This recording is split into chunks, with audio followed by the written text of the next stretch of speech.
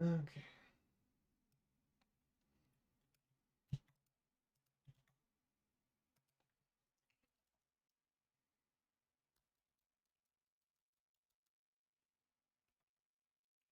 Tweedle, tweedle, tweedle.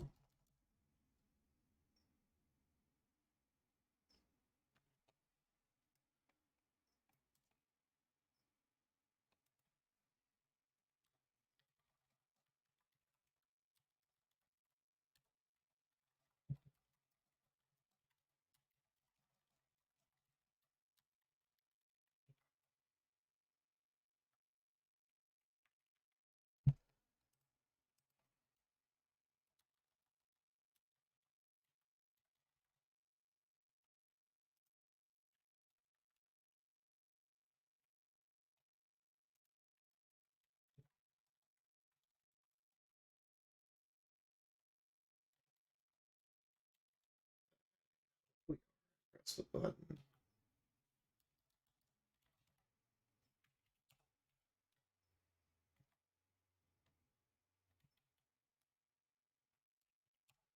I already pushed the button. The button is working.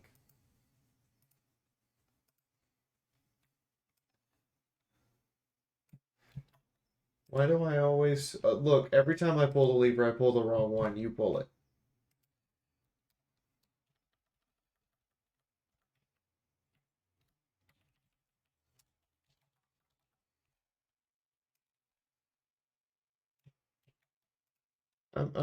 I'm sorry. Are we gonna... Hold on, hold on. Hold on. I have a question. Was I supposed to replace your GM avatar with your new one? I'm just checking. Oh, did you get him paid? Okay, making sure.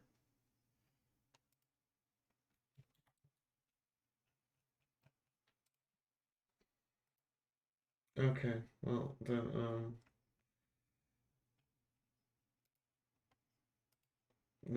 I will get these hosted on my server so that I can then change your avatar.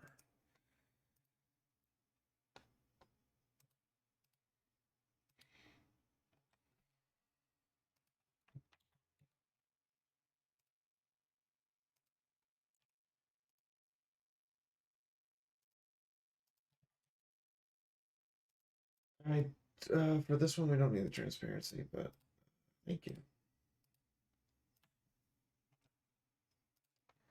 And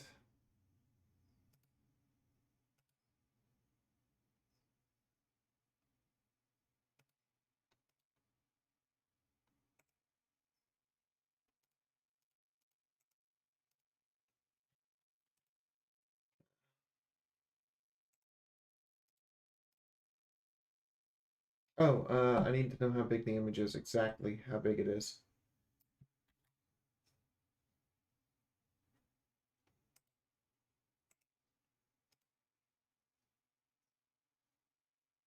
I need to know. Yes.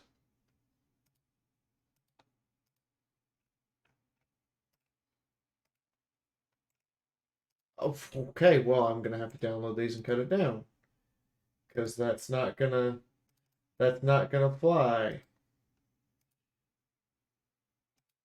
Because there is a maximum size on OBS, and that's above.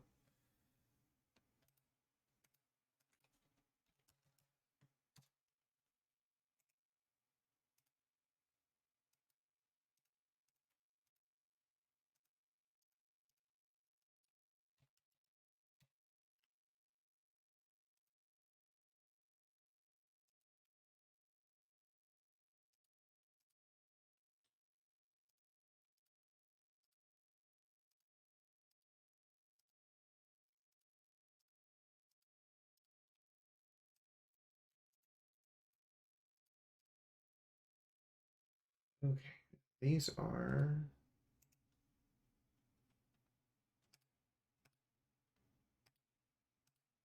Yeah, we can hope. Still gonna go have to make tea. And then I'm gonna get yelled at by Hetty. No, because I haven't had dinner. I haven't had dinner this time. Do.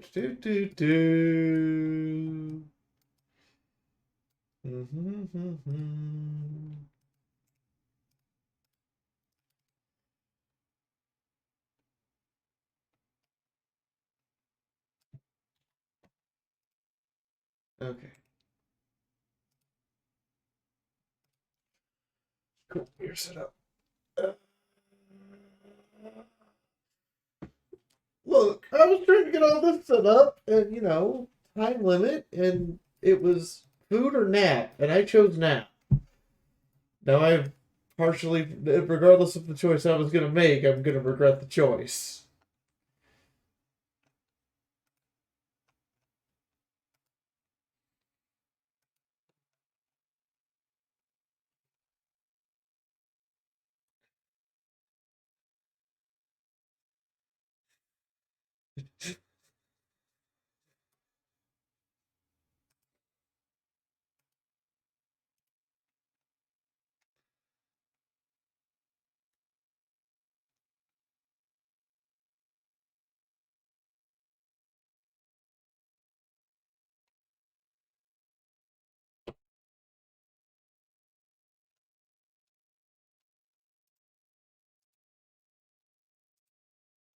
No, I will tell you how to taste pain. So there's a substance that we've come up with called Hellfire. It is a shot of an ounce of vodka, an ounce of habanero juice, and an ounce of peppermint extract. Because methanol and capsaicin affect different nerve endings and affect completely different parts of your tongue.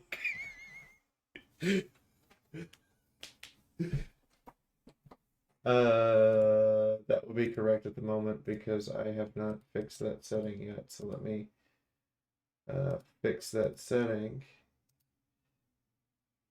We shall not be silent, sweetie. There, you should be hearable now. Don't worry about it. So me telling you off for not eating, nobody heard. Correct. Yep. Seems like you never happened again. I see how it is. If it's not in the log, of my Chromica for our session, it didn't happen. I'm sorry. Exactly. I didn't hear anything. Nothing happened. Can't prove it. All right, I'm gonna go make tea, and you guys just keep them entertained until I get back. At least you're expecting us to be entertaining. Something else to eat while you make the tea. Okay, so for today's entertainment, I am going to do a sad trombone. Can they all hear me?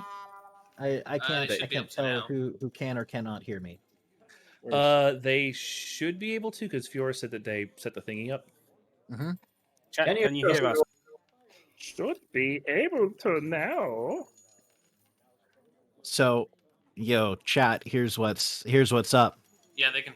Check this out. Everybody paying attention. Fiara's gone right now. Listen up. This is my last day as sweet kobold boy. So here's the deal. I'm going to match every donation that everybody makes for the rest of the day up to $200. Do you hear me? Man. And if at the end of the day we have not reached at least $100, I will drop $100 into the chat. So, with that said, pay our GMs, support our folks, give them love. That face I'm like, jeez, man. Let's go. I support my streamers. Hooray! If you die in today's session, I'm sorry. That's fine. I wouldn't have any other way. I wouldn't have any other way. During this session is about as convenient as it can get.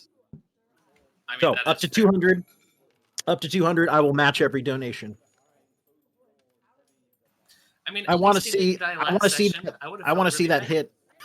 God, that would have been funny. Actually, I would have been okay with it. Would have been very funny to come back here today and be like, "Hey guys, what's going on?" I'm using the one that is on my desk right here. Hello.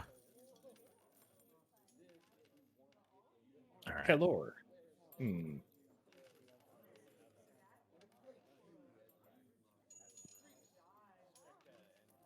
Got one here. Hebada hoobada. Let's put that out onto Habada blabada. Twitch. It is a Yeti. It is a nice USB. I like it Oh, very much. I still have my Yeti. It's great. I mean, like if I was more of a audiophile, I'd probably poo-poo it or whatever. But as far as USB microphones go, this is a very good one and very affordable. Good starter mic.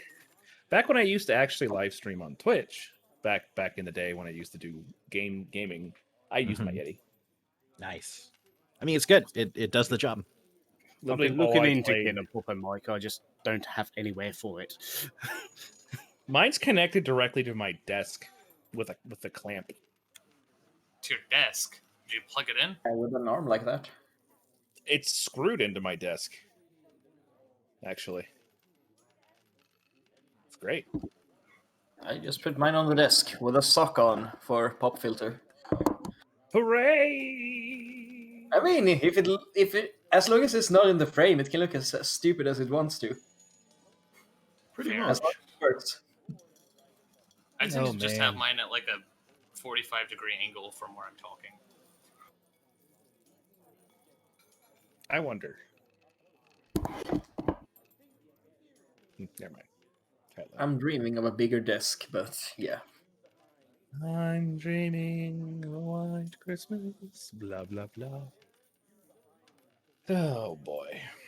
But yes. Journey through Everon, taking everyone back to Flamekeep so they can get their reward for all the silver they found. Or we could just keep the silver. I don't think Connor would let you do that. Yeah, I think we also informed them about it anyway.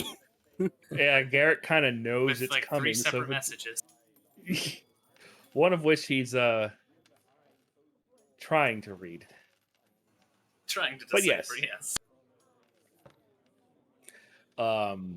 Yep, guys can take that to Flamekeep, gonna have some fun, and then you guys are gonna be on your way to the Elder Reaches. But yeah, if we don't hand that silver over on the wizard's insistence, I think the wizard may end up being unresurrected. Yes. Come now, the Silver Flame doesn't kill. Idea. I could finish Especially that not over silver. What is it with you? It doesn't werewolves? kill Joke. people. They'll happily true. kill you with silver, though. Fair. Wait, sir, we cannot kill this one. He's human. What if he got bit by a werewolf? Well, then that would be a whole different problem. I mean, Call in the technically werewolf!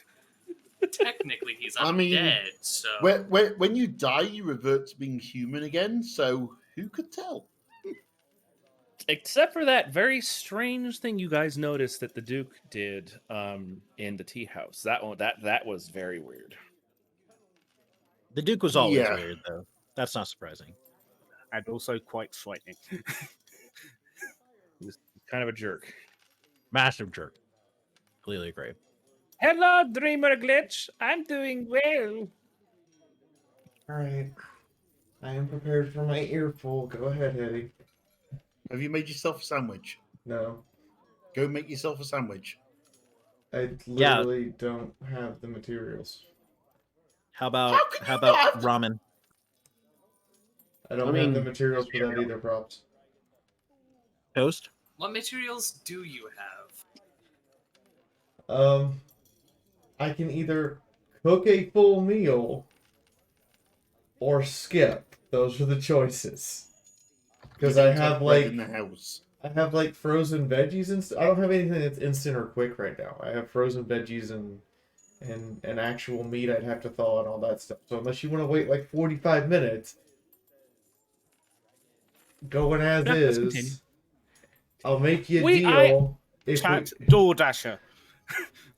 I was gonna I say know, I'll right? make you a deal if we make the $35. Yeah, I'll throw a DoorDash and it'll get here in a little bit. Did you say when you make $35 that you will DoorDash? Yes, because I need to go get groceries and I haven't had an opportunity to, and I won't till Monday. Hey chat, remember our deal that I made? Oh, don't worry. What deal Don't did worry, you Probs, make? that's covered. Hold on. Don't worry, Hold Probs, that's on. already covered here in a few Oh, seconds. no, Don't this worry about is... it. Don't worry about it, people. Don't worry Our about it. lips are sealed on this one. Anyways, I'm ready to Warning, start. Good warning, place to start stream the tip $35. overload. That sounds All about hands, prepare for exploded broken Fiora in 5, 4, Oh, 3, Hey, Daz. Right. 2, Who just 1. Detonation who just imminent. rocked the boat? For Daz to What throw the more hell? ridiculous stuff at this Excuse my party from language. his special monster manual. Daz. Oops. I don't think Don't I you heard take Yeah. you. care of I it. don't even know who that is. Are you whoever that is? I do. Uh, I know who that is. Who who is just that? dropped that? Who just dropped that? It's Psalm. Daz knows who that is.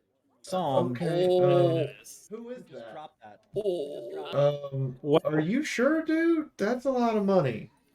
I mean, granted, it will be nice to be able to pay all the GMs an appropriate amount of money, but Well, are you sure, dude? That's a lot of money. So I guess I have to reveal my dirty plot right now. I just promised Chet that I would match any donations up to $200 for the rest of the night here. So You're like I'm my dropping employee. $200. You realize I am literally going to have to like file. File what? So Taxes? every time that like someone who's one of my employees that I pay money to, that I actually have notifications on PayPal that explain what it's for, so I can show the IRS it's a paycheck. If you hand me money back, I have to fill out a form to indicate that it was given back as a part of my income, because my income is from tips and you tipped me. So it's literally this thing where I'm like, okay, well, Props just added. If Props does this, he's just going to add another page to my IRS tax forms. Which, by the way, have already. Good deal. In order to make sure that like Hasbro and Bethesda don't jump all over me at the drop of a fucking hat, my tax forms are like a Bible now.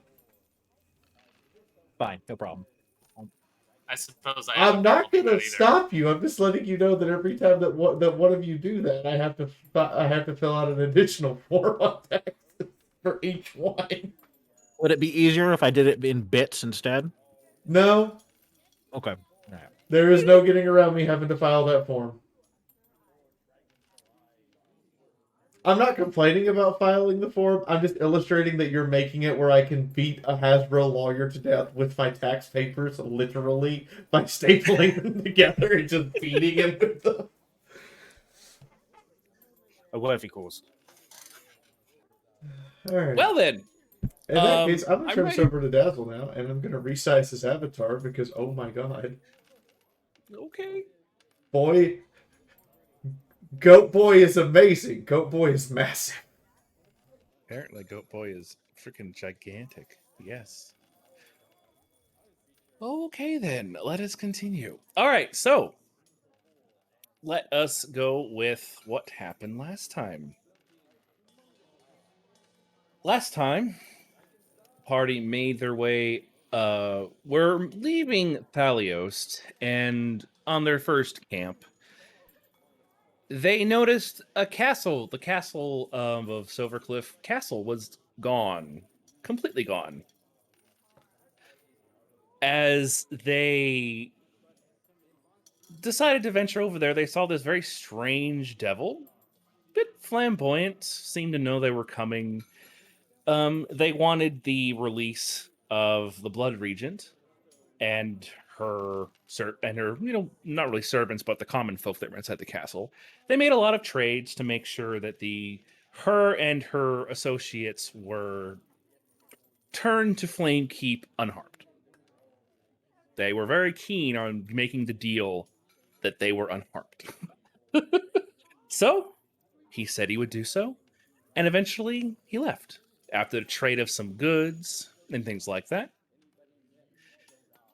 After that, they managed to make their way over to Duskaran, where they Connor specifically met with the head of that place, an apparent drunkard who doesn't take the city very seriously because it used to be the capital and now it's not. Ended up, I guess, getting him a little bit riled up, and he rode on a horse all the way down to Flame Keep they assume he made it on his way over to Flame Keep. They're not really sure. And we left off with small training session with Nair learning how to throw their weapon, because previously they were very bad at it. So, let's go ahead and on the skills. Let's go ahead and do a little bit of introductions here. Fiora, you're first. Hi, I'm Fiora. I am playing Scuda, and in case you miss introductions at any point, or you want to bring a friend here and they're confused about who is who, we have nameplates now! Okay, that's my introduction. I am the bird who is not very intelligent. And then we have Mr. Final Sight. Hi, I'm Final Sight. I play your paladin who is just reconsidering life. I wonder why. I fully expect Next to up, we have find Miss that Betty. person collapsed on the road, just unconscious and drunk. Probably be one of those. He's just now reconsidering life. Warning, warning, stream tip overload. All hands, prepare for exploded broken Fiora in 5, 4, 3, 2, 1. Detonation imminent. Team Tea House. Much love to my fellow players, DMs, and the wonderful boss fight for an awesome time playing. He's actually talked to. I will miss Fridays as a player, but you bet he'll be back to cheer you Think on. about that for a minute. Free's having a bit of a freak out over here. I will never understand. I will never truly understand. Like, every single time, I just tell myself, it's okay if you get, like, a couple of $5 and $10, maybe a $20 tip, so long as you net about $100, you'll be fine. You'll get through this. And then, like, everybody in the stream tip goes like, nah, 160%. I'm like, the hell? And 2 tips. I don't understand. GG props. GG props. Welcome to GG Psalm. Yo, that $300 tip making me just throw down immediately. Nice. Appreciate it. Sometimes you get lucky and roll. Sometimes you get lucky and roll 2 crits. Sometimes you don't. True. How it goes. Mr. Kong? Yes, I'm Kong. I'm playing the wizard who is sort of a coward, but realizing that maybe he should not spend every combat session hiding. Hey, invisibility and levitate are good spells. They are. Mr. Props? I'm Props. I'm the guy that just dropped a 200. I dare any of you guys to match me, or at least try to get a little close. 10%. 10% sounds pretty good to me. 10%? I think you guys can do it. But anyway, I play Euchriz, and tonight is my last night as Euchriz. Well, kind of. Probably. We'll see. Oh, nor. Yep. Then on the bottom here, we have Sender Spark, who assists me when I inevitably will eventually mess something up on Roll20. They fix it for me pretty quick. We have DJ Flawless, who plays any type of music or sound effects that I decide to play when I want to freak out the players with weird spider noises that they don't like. And then we have Razzle, who assists with any of the rules. If there are any questions about any of the rules, they'll look it up and assist me with that. They also work on the maps. And again, like I said before, all the map assets we are using is from the Forgotten Adventures asset pack. So that's what we're doing. And I'm Prince Dazzle. I'm the DM. Every NPC ever that might need a name or a backstory, I have to make up on the spot in case I've done it beforehand. So hooray! And the last time we left everyone off, it was late night training.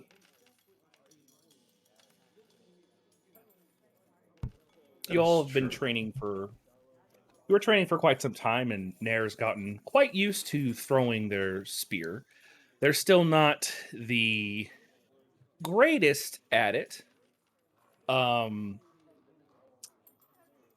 way they're throwing the spear is very strange to you, Scuda. It looks like they're used to throwing something else. Good. But they just throw the spear. No, Scuda's being observant. And Scuda lets Nair throw a few times before Scuda will attempt to figure out how he is throwing this spear, because it is actually something that would bother her. Like, she's gonna try to figure out what would work in its place.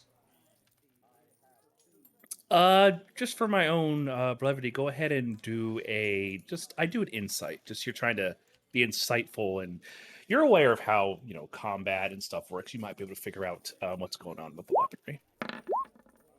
I actually have training in this. The way because normally you would grip a spear, like this, and you would throw it.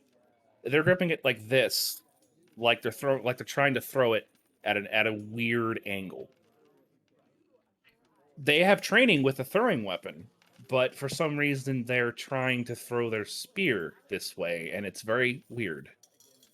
Buddha blinks a few times, thinks about it, goes and asks the guard, "Do you have Boomerang?" A what? Boomerang. I don't know what that is. This wooden weapon is bent in certain ways, so it flies and comes back. You want a weapon that when you throw it, it comes back and hits you? That sounds very bad. No. He thinks about it further. Do you have forge and... Oh, I have to look this up. What? Are you going to make an iron boomerang? No, I'm not making it. Woodworking? Boomerang. She thinks about it. Do you have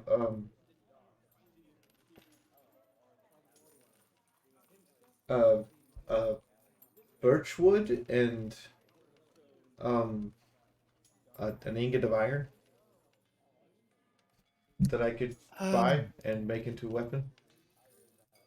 Well, you could probably go to the old smithing area on the other side of town. It's kind of unused, honestly. Ooh, I want to go. Did you just say to Scooter smithing area?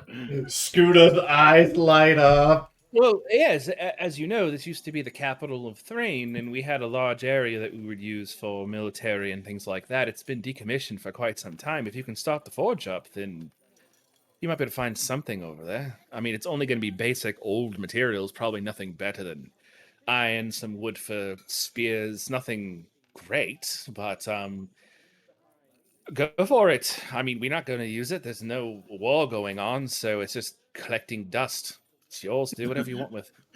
The sparkling in Fee's eyes at the minute. Scooter goes and stops Nair from throwing the next spear, and says, "Come! I show you how to. I show you something." And then looks at Ukris. "You want come?" Ukris, yes, please. And rushes them over to the forge, gets it started, and then checks to see if they have some birch, and iron lying around. Okay. Go ahead and do an investigation for me. I'm terrible at investigation. Ukris, are you looking for anything in the forge? Yeah, Ukris is gonna look around. Sure, why not? Do investigation. Just generally looking around? Yeah. Just kind of taking a peek, seeing what's there. Where's my skills? Investigation. A whole 10. It's very dusty, very dark because it is like 9-ish at night at the moment. You two are able to scrounge up some wood. It might not be the highest quality wood, but there is some wood. There's some partially used iron ingots. It does take a reasonable amount of time to restart the forge because it's been cold for literally years now. So it takes a while. You're trying to do it without the dust buildup literally making it explode. So it takes a while. The forge is up and running. And Nair's just kind of watching this whole thing. They've never really fully experienced a forge, if you can tell. So they're very taken aback by the whole process. This place is huge, by the way. Euchris is so excited to be getting a forge going. He's like, yes, it lives! To give you an idea of how big this forge is, the first floor of your guys' tea house is a little smaller than this. This is a military grade forge. They would make hundreds of weapons out of here every hour or so. You can tell that this place was at full capacity. There'd be about 15-ish smiths here working all day. It's a great forge, albeit mainly used for iron. So Scuda, what are you going to make? Scuda is going to make a boomerang where the center part of it is bladed. Ooh. So that you can throw it, and if you know how to catch it, you can catch it. But if you don't, and you're not used to it, it will probably slice your hand off. And then she's going to make a separate non-bladed one for practice and mark it so that Nair knows where to catch it, and learns how to catch it when it comes back. Sure. You have your smithing tool, so you should be able to use that on crafting. Yes. Go ahead, go for it. Do it twice because you're making two different things. And you can, that's 21. That's the bladed one. That one comes out real nice. Okay. So you make two. You are able to successfully, with that type of a roll, you make a very nice bladed one. You look like if the person knew what they were doing. Warning! Stream tip overload. All hands, prepare for exploded broken Fiora in 5, 4, 3, 2, 1. Detonation imminent. While you're doing that, Ukriz, is there anything you're doing at the forge? Yeah, Euchris is going to try to smith a ring. Ooh. Interesting. Do you have any tools that you'd be able to use for that? I do. Give him an hour and he can only have any tool. I mean, that is yeah. Also give me fair. an hour and I can't have any tool.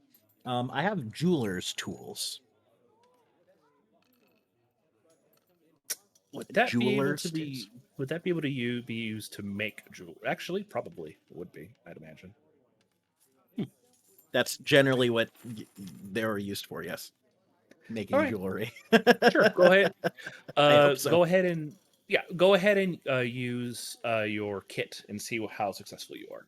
All right, so I'm not the best at jeweler's tools, but I am okay at jeweler's tools. I should. I was about to say. I should imagine that you currently have advantage with this roll. You're not exactly sure why. You feel very focused. I like 16. 16's a good number. 16 is a fine number. You are making it and crafting it, and it seems a little easier for some reason. Not really sure why. Yay. But you do make a decent ring. Do you want to put any markings on it or anything? Euchris is going to inscribe something along the outside edge of the ring in Draconic. Ooh, all right. You're not making the master ring. No, that'd be silly. You're not making the one ring to rule them all. No, that I would never do that. That's a bad practice, really. I mean, honestly, who makes a master ring that controls a bunch of other rings? Like, why would you do that? That's asking for trouble, or at least one evil overlord. If we want to go by lore, the river had it longer than Sauron did, but that's beyond the point. So did gold. Anyways, so What's it going to say exactly? I'm probably misheard you. Well, I haven't said what it's going to say. Oh, gotcha. My bad.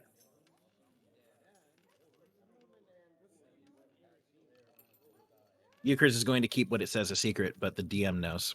The DM knows. Oh dear. Okay. Cool. Go ahead and roll your jeweler again, just to make sure you can get the writing on there. Again, Sure. This is going to be with advantage. Ooh. All right, 21. A second.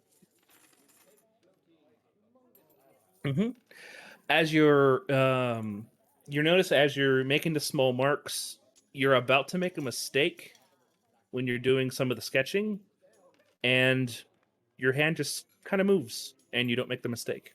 It's very strange. It happened again. You're noticing that this is incredibly strange. Euchris is like inscribing with this tiny little hammer and like fine point little like thing, and he just stops. Ghosts. Tink, tink, tink, tink, tink, tink, tink, tink. Right back to work. All right, so you're working on the ring. Scuda, you have successfully made those 2 boomerangs.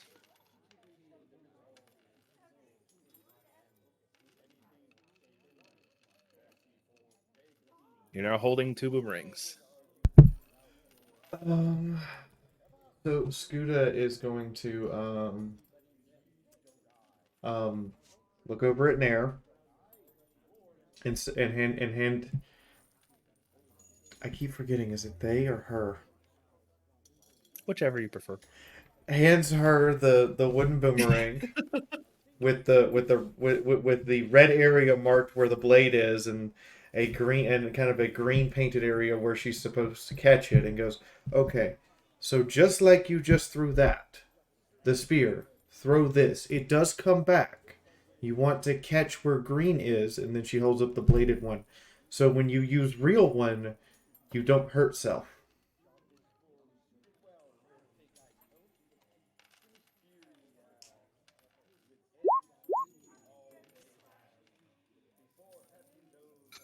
Yeah. As you are explaining this, they just and it flies around the forge, comes back, and they catch it. Scuda goes, "Yeah, I knew it looked like you threw before." Euchris claps. Hilariously, she's proficient with boomerangs. It's the second weapon I picked for her. I was like looking at the throwing motion. I'm like, that's not a knife.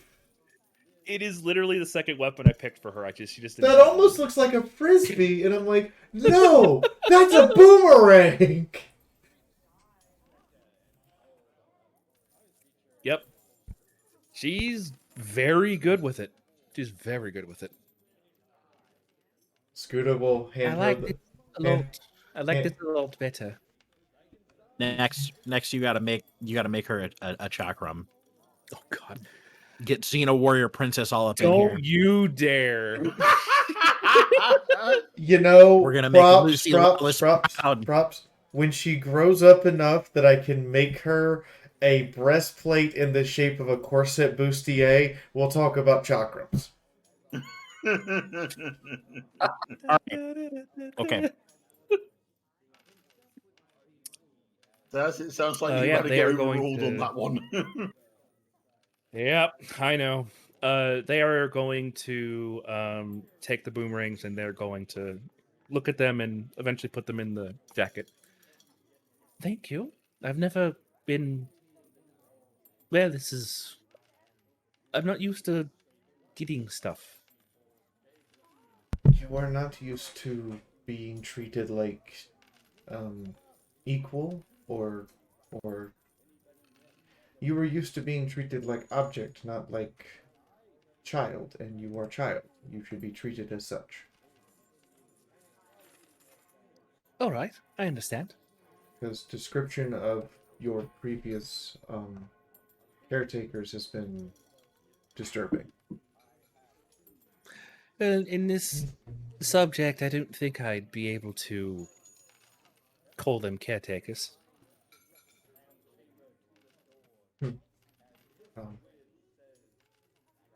If I can use a word that I heard from the guards earlier, I think that the previous old man was more of a selfish prick. Did I use that word right?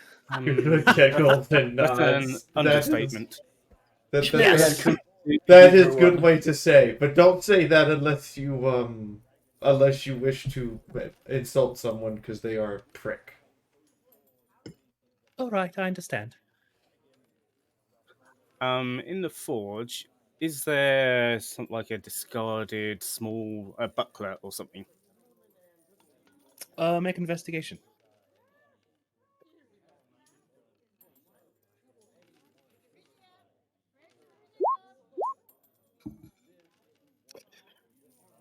You find one. It's not in great condition. It looks like it survived an attack from a monster. It's about this kind of big. It's like a very classic buckler, but you can see the claw marks that seem familiar to you because you've seen this type of claw marks. It looked like someone defended themselves with it, took it to the forge to get repaired. The war ended, and it just kind of sat there. So Yeah, it'll work.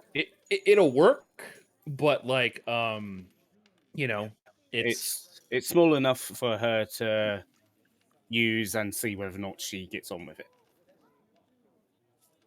More or less. So, yeah, have you ever used one of these? Of what? Hands her the buckler. Oh, a shield? Yeah,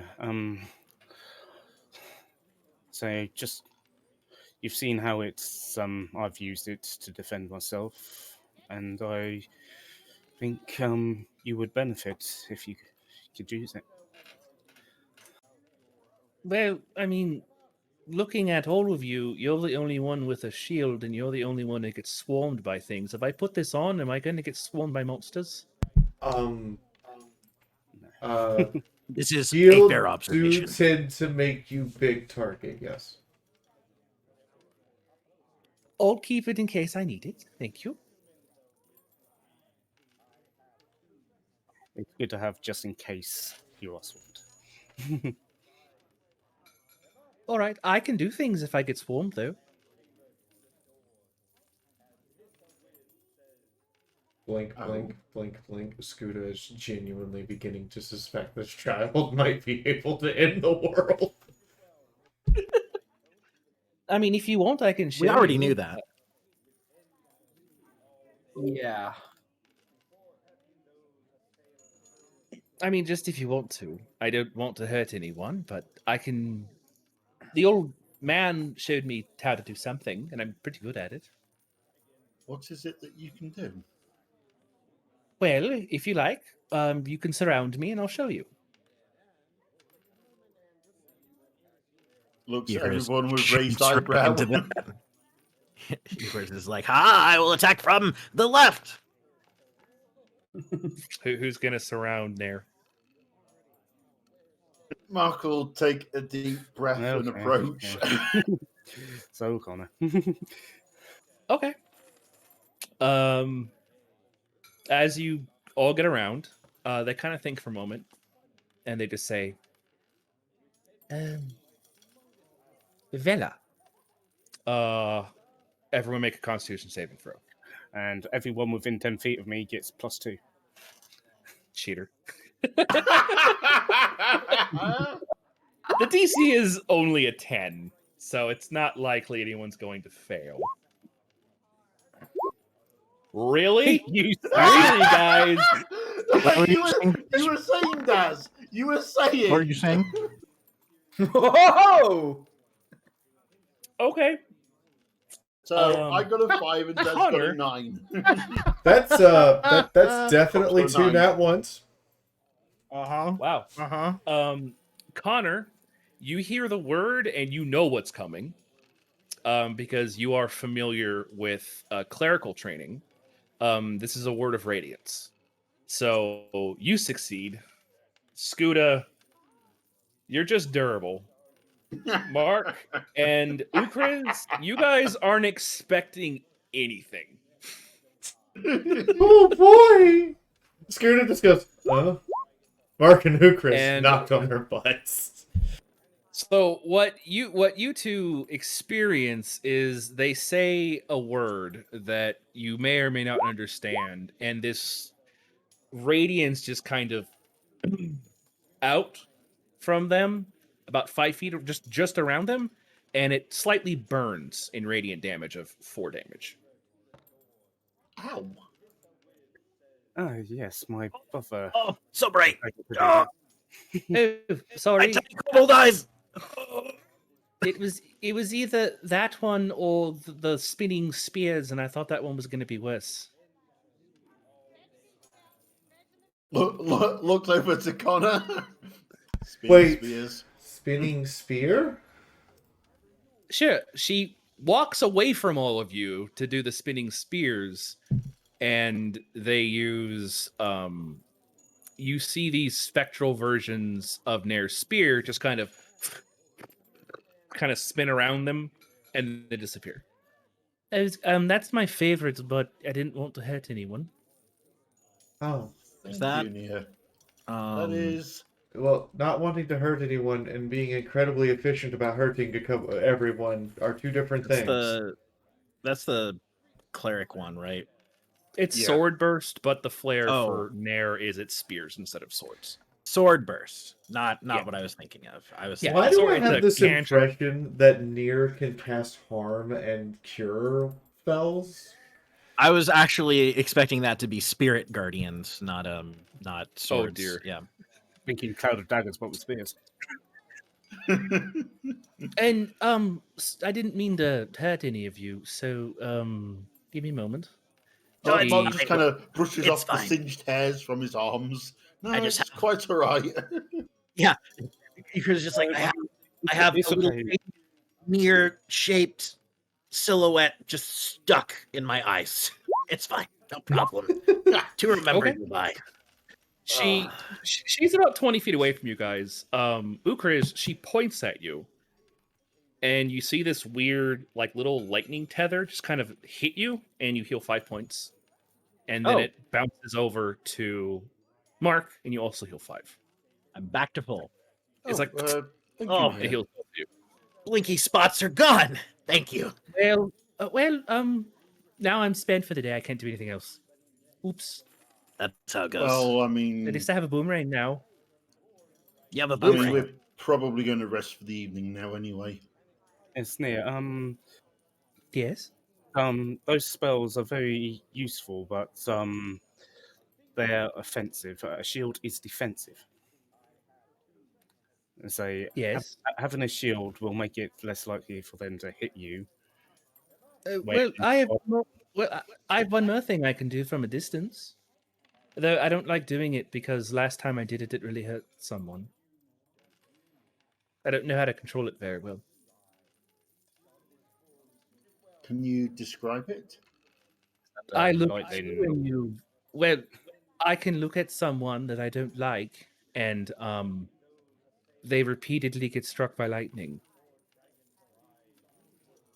until I close my eyes. I like that one very much. AKA Witch Bolt. Taking that one's I don't more like from the doing it. infernal side. Well, the old man taught me how to do that one, so I didn't want to. I don't like using it. It makes me feel weird when I do it. That's understandable. It makes me feel good. It makes me feel good when I heal people, though. I can't do it very often, but it makes me feel better. Mark will walk up to Nia and give Nia a quick hug. Oh, one of these. Hello.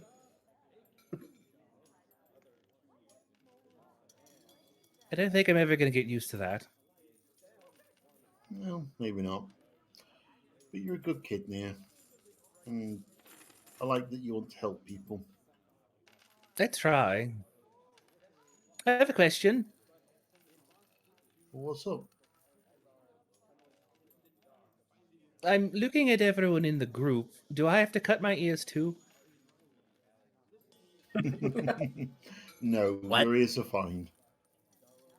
Everyone has, well, like, Ukris, you don't have ears. Oh. And His ears are on the inside. And Scooter doesn't have ears either. And everyone else looks like they're rounded, and mine definitely aren't. There's lots Anyways. of people with pointy ears. Elves come to mind straight away. What is an elf?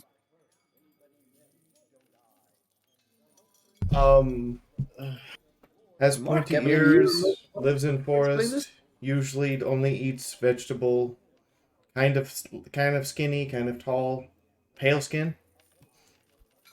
Pale skin with sharp teeth? I've seen those before. No, Usually available not that like Mark's skin, but like he hasn't been out in the sun for like half year. Oh, the other ones I've seen, if they go out in the sun, they explode. Definitely vampire. Oh, that drow, that different. Ah, Oh, drow. All right. They're Anyways, not pale, they're dark skinned. drow are a type of elf, are they not? Yeah, they are. Spent way too much time in the Underdark. That's not a nice place.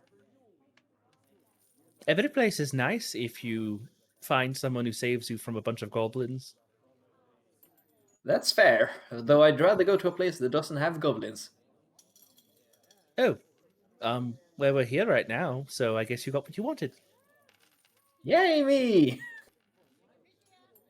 I'm tired. I think I'm gonna go to sleep. Where's the plant house? Oh, that house is back in Plant the house. other city. We have different sleep place here. Oh, this place isn't as good. I agree. Just wait until you see the tea house. The what? What's tea? Oh. Tea Judah house? pauses. Oh, near. Tea, We are tea- going to have tea a is very nice time tonight. Tea is a drink, but You, we have you have we, a we have- house made we- of we a have drink? we have a house that sells tea. I think Wait. this is Mary's time to shine, because he's going to take out... Oh, sorry. No, you have a house made of tea, but you sell the tea. No, it's a normal house, but the ground floor of the house is dedicated to making and selling tea. Oh, what were you gonna say, Mark? I mean, Mary. Sorry. Yeah, since Mary can actually do this with his combination of cantrips, he's going to take out a vial of water, tap it with his wand, to heat it up and make it taste like tea, and give it to her. This is tea. Well, almost like tea. They drink the entire cup. Oh, be careful, it's hot, I was going to say. No, it's extremely hot. Yeah, sorry about that. Oh, we will have to teach you the proper etiquette of drinking tea. It is a complicated procedure that requires many steps, including using pinkies. What? What? You, Chris? What? If in doubt, What? pinky out. Pinkies. You hold it Pinkies? up like this. You must hold your tea. I have no idea why, though. I'm gonna hold my boomerangs like that because it's funny. You go for it. The fanciest of boomerangs. Judah's going to offer a high claw. I wanted to say high five, and I realized she has 3 fingers. Nair is going to meet it. All right. Judah smiles. But At I'm going. least you know how to do Go that. ahead. Sorry. At least you know how to do that. Let's Ed- get you to bed. Yes, Yes. I would. Let's sleep in the very smelly, dusty beds. These beds are comfortable and also not dusty, except for mine, but that is my choice. Skuda will pull out her blanket and put it on top of the bed and then roll it over Nier so Nier doesn't have to sleep on the dusty bed. Near burrito. Nier Near burrito! All right. So you guys are going to She go will then like sit around and kind of reach around her as if looking for something, and then looks at Ukris. Ukris, you have book. What? Yes. Yes. What do you need it for? She points it near. Bedtime story. Okay. This is a bedtime story. It's about Jorschlick, the Mind Flayer. Let's not do that one. No? Oh, okay. How about Andrew the Were-Rat? Do you know the one about? Do you know about the one about the traveling jester? Do I know the one about the traveling jester?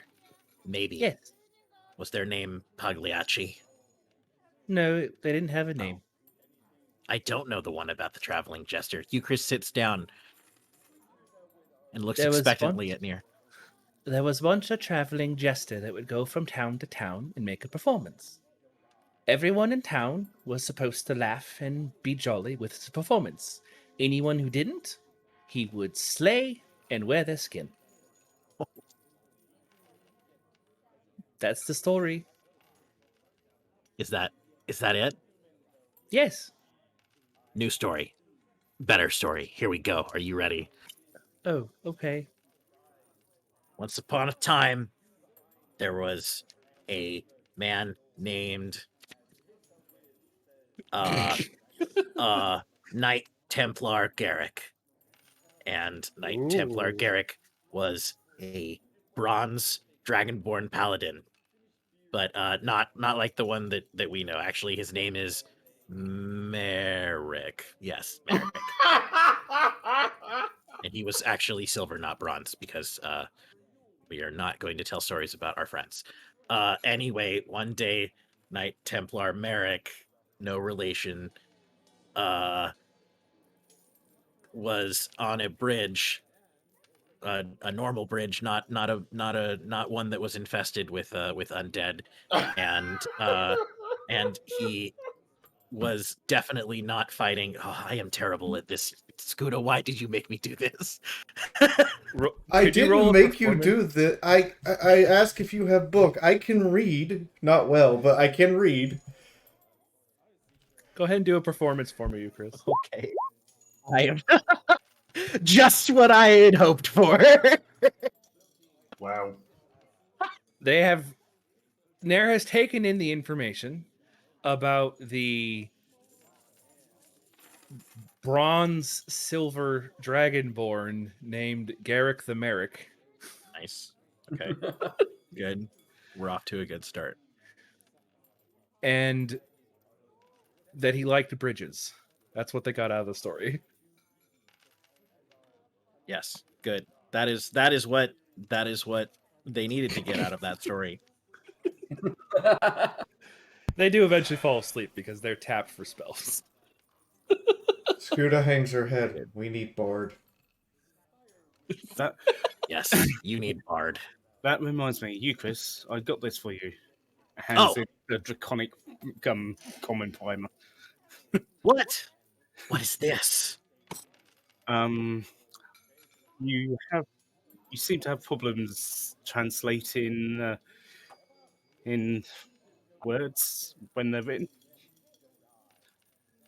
Oh, this is nice. This is very nice. Connor, you are nice. Thank you. Euchre is like, it's like holding this book. Oh, Connor, what did you tell Bishop about my dad? The bishop, I didn't tell him anything about your dad. Okay. What are you going to tell him and Watch Captain when we see Watch Captain at town? She's referring to the Dragonborn. Garrick, I haven't fully decided. I'm leaning to not mentioning it. This seems prudent. Yes. But don't lie to dragons. Very important. It is rule. I don't intend to lie to him. I intend to not mention it. Okay. Exactly. Technically, lying by omission is kind of a lie too. Sticks his hand over Eric's mouth. Oh no. You guys hear a knock. You guys hear a knock at the barracks door. Just. I'll answer it. You'll answer it? Is there? We'll have a hand on a nearby rapier just in case. Scooter raises eyebrow. Connor, you open the door. It's Folk. Oh. Hey, boss. Takes hand off a rapier. Wise. Oh, good, you made it. It's good to prepare you. It's good to prepare yourself, Mark, but we both know your weapon's useless against me. Chris, I need to speak with you. Oh, yeah, sure. Chris gets up, takes off his little nightcap,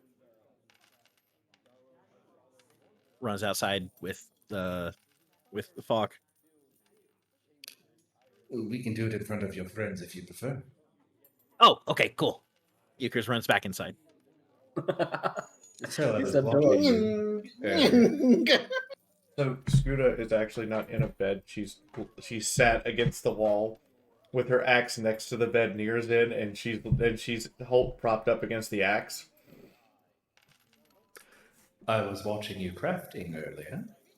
Oh, yes. Scooter blinks a few times. Why you not come say hi? I was testing Ukras. Testing? Yes. Didn't you feel strange? Ghosts! It wasn't. Oh. No, it was me. Oh, cool. That is less concerning than ghosts. Slightly. So, I finished speaking with Mordekash. Oh? Oh. Hmm. Oh. And? Well, it seems that you did a rightful job of irritating the previous Archbishop, Thaddeus. Yes, probably. I share your proclivity to annoy those in power who abuse it. Wait, really? Of course. And so long as you're not breaking the laws, then I imagine it's something you're neutral on, Inquisitor? There's no law against annoying people. Yes, there is no law against annoying people. Same as there's no law of creating dimensional portals in the bottom of tea shops. That was an accident, probably. No, that was me. Oh. Right. Brings the point I want to ask you. Wait, you made dimensional portal in tea shop? Where'd it go? My home. Oh. Oh, I thought it went somewhere nice. No, that's what I'm calling commuting. You haven't even visited Boss's house. It could be amazing. It is probably perfectly square and has perfectly square windows that are positioned in such a manner as to be perfectly perpendicular and parallel to all other angles. And there is probably a door, but maybe not. I suppose he wouldn't take kindly to your and Scooter's liking to move furniture slightly off balance. I would never do that to Boss. The reason I want to speak with you, Ukriz, you do not have to make the decision right now. Oh. I would like to take you to my... Oh. Visit the workshop. Yes. That is very exciting sounding. Opportunity to learn artifice from one such as yourself would be invaluable. I want to watch you work and see if you can see how much you can improve. Oh. Though I warn you, doing this would separate you from your companions by quite some time. You don't need to decide yet. In a few days' time. Okay. Yeah, I will think about it.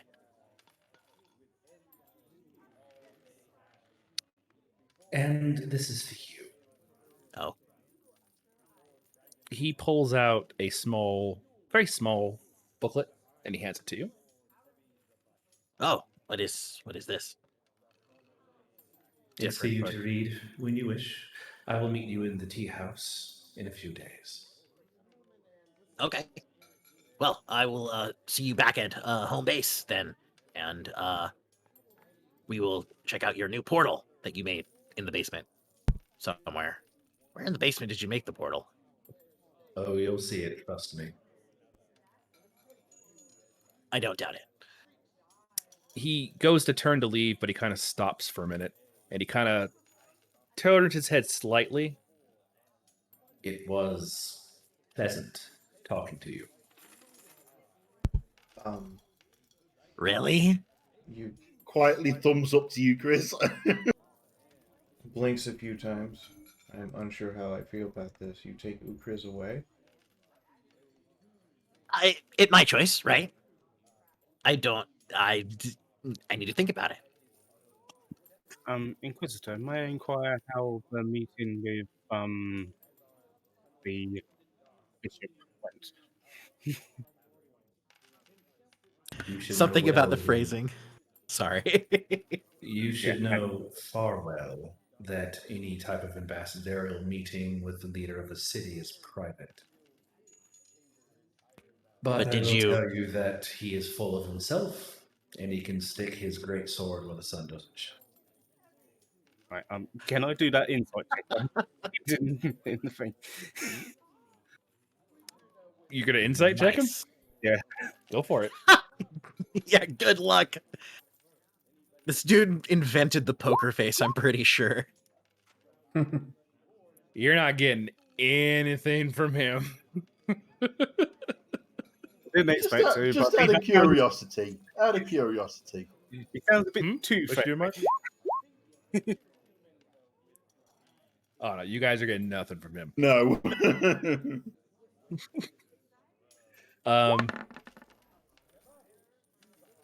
Say, watch Scooter get a 20. That's how roll 20. that would have been hilarious. Come on. Yeah. She actually has a +5 in it as well. Damn. Well, yeah, I have a high wisdom, and it's one of my actual trained skills. But in the meantime, Scooter stares at folk. You take Ukriz away. I'm not sure how I feel. I'm happy for Ukriz, but I miss Ukriz. I have to still decide. You know, there's lots of things to consider. He's gonna leave. He said a nice thing that he's uncomfortable saying, and then he's gonna leave. Bye, boss. Good night. Travel safe. He's gone. Drink water. Oh, goodbye. Well, that was weird. So I hope that if you do decide to go, that if it, and when you come back, you are mostly you. No, I mean, who knows what might happen. Boss is good though. He'll take care of me. I mean, if I go, I don't know. Yes, what? Hello. I is proud of you, but at the same time, I will miss you. What? But I haven't. Oh, is it and obvious? It's at this point you find out birds can actually cry. Oh. You hear stares at Scooter and just. Oh. Oh. Euchre starts tearing up too. No, it'll be. Oh! Euchre scampers over and hugs onto Scooter's thigh, as high as he can reach. She's sitting on the floor. She's actually his level right now. She's sitting in the I'm going to sleep sitting up against the wall to make sure no one bothers near. And so she hugs Ukras and goes, "You first friend." Oh, you. I appreciate you so much, Bird Mob. Oh. What were you gonna say, Mary? I mean, I was just going to say, this looks like group hug time. Is it group hug time now? Steps up to them and joins the hug. Oh, Mark! Mark! Also, Mary! point of reference. Oh, Mary, I'm so glad you're not a pile of ashes anymore. Oh. I don't Dave, think thank Mary, you, I don't think Articulate. Mary wanted to be reminded. Ukras, I think Mary is still sensitive about, being dead. I will fix it. I'll make sure Mary never gets turned to ashes again, I swear. Also, Very much Ukras. Yes. Okay, sorry. Go ahead, Mary. Oh, Mary is replying. I very much hope that you doesn't experience that either. Me too. Me too. Connor, get in here. Connor, I need a fluffy, fuzzy dog person hug. Connor stiffly down. Yes. Oh my gosh. Ukras, the title of the book that Falk gave you is literally called How to Train Your Dragon. It's a book written by Falk. How to Train Your Dragon. Hold on. I have to ask: is it a manual or is it the story How to Train Your Dragon?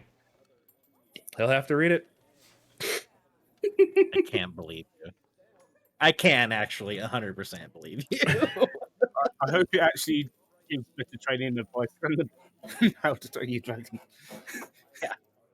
Yes, how to train your dragon. How to psychologically abuse your dragon. Jeez. That sounds like man. fun. Anyways, if there's nothing else, the night will go by. As Connor is kneeling down, giving you kisses a hug, he says, "Oh, before I forget, can I have my sock back?" What? Oh, yeah. Chris pulls the thing of silver ore out of it, and he's like, "Oh, sorry," and he turns it inside out and shakes it out, and little bits of silver ore go flying all over the place. He's like, "Oh, watch out, sorry. Oh, okay. Here." It's super dirty. Actually, I can fix that. Did you just hand a werewolf something covered in silver dust? I mean, it's prestidigitated now, so it's probably fine. Did I just clean off what's probably several silver coins worth of? Yeah. Oh my gosh. We got money. It's fine. It's not like we're gonna miss a bunch of silver. Yeah, we're D&D adventurers. We're loaded. Yeah. We actually are. For our level, relatively, yeah, we're doing all right. I've still got 50 platinum coins on us that we've not worked out what we're going to do. Yeah. All right. Mary So, like 800 gold. anyone else do anything else for the night before you guys all turn in? Yes, but I want to do it secretly. Okay. I'm going to send you a message. Okay. I think I know what it is. Okay. While that's going on, the rest of you, or after you do that, you guys get a very nice night's sleep. Especially you, Connor, because you're kind of worried about the location you're in, but you realize that all of the small candles inside of the barracks are coated with silver incense. So any itchings you might have during the night, you're in control. Yeah. How does my phone roll when that comes kind of indicate to any nearby trouble? In about a week, there's going to be a full moon. Okay. Do we need to invest in the silver muzzle? I've got things. I legitimately Sorry. have concern Mark has. Do we need to invest in Silver Muzzle? I can make Silver Muzzle. I make it comfortable. I make it not degrading. Connor goes into his bag, pulls out his manacles, and also his silver locket. I wear this when I'm changed. Okay. Okay, perfect. I also have this tea that I wouldn't recommend you drink. Sorry, you were breaking up there. I couldn't see what you said. I also have this tea, but I recommend you. Okay, I'll. All right, We'll not add that one to the menu at the shop then, shall we? Not Well, unless you want to get food. It is. It is now the morning. You guys had a nice long rest.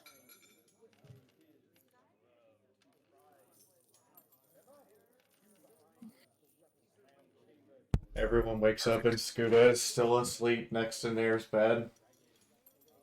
Is Nair still in bed? Mary, No. very Why did I know that was coming? to wake Scoot up. I look around Nair's for any not sign of Nair. Euchris looks extremely tired, and he's like flopped against against like the bed or whatever, and he's got like a half empty like cup of tea clutched in one claw. He's just like, oh. So yeah, Good morning. I'm looking around the room. Is Nair in the room? No, but the back door to the training area is open. Scuda, when you wake up, your axe is gone. He's out back. Scuda Don't worry blinks about a it. few I times. checked in. She immediately panics for half a second, then Ukra says something, her eyes go wide. He's out back with my axe? Yeah, I figured that was fine. My axe is bigger than she is. Well, they seem very confident. Probably weighs half as much as well. I might have been a little distracted. Sorry, Scuda. Oh. Goes out back to check the damage. Mark's kind of as he steps out to follow suit. Yeah, Euchris looks like he did not sleep last night. He's like, oh wow. Whoever goes outside, all 12 of the dummies have been completely destroyed.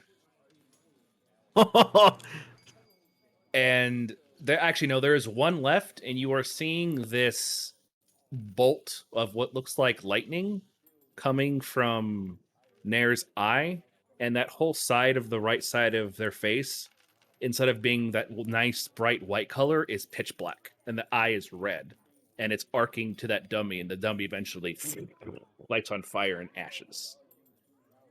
Impressive. Hey, man. I could have learned how to do that.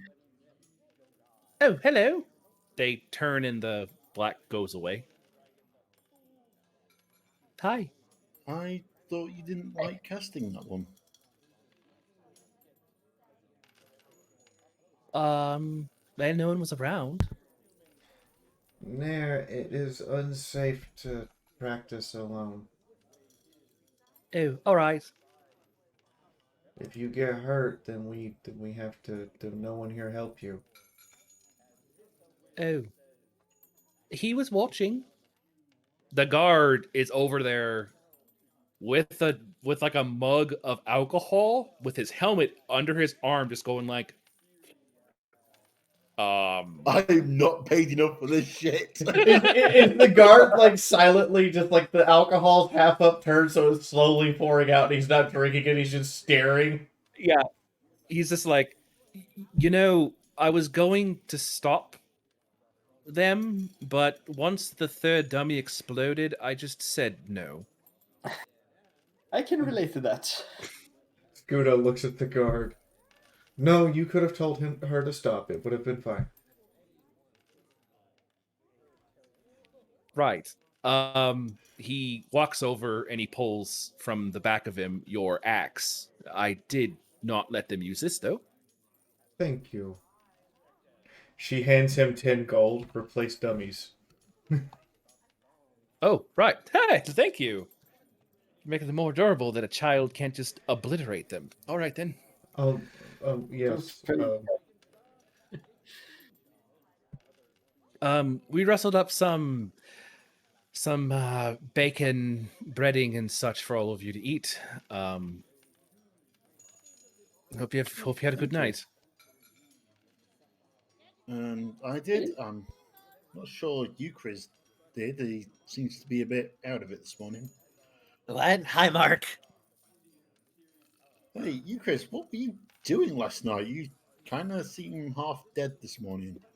Oh, nothing. Just working. Okay. I'm good.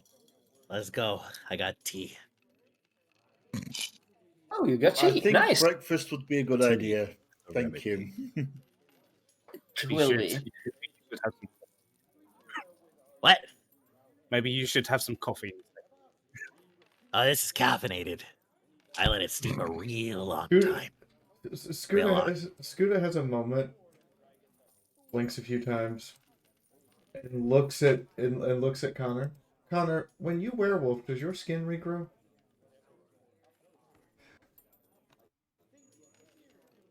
Is this really a conversation to be having in front of just a random guard? Yeah. Also, didn't we already see the answer to that in the I didn't say basement of Scooter was smart. No, but she's wise. The guard's just like.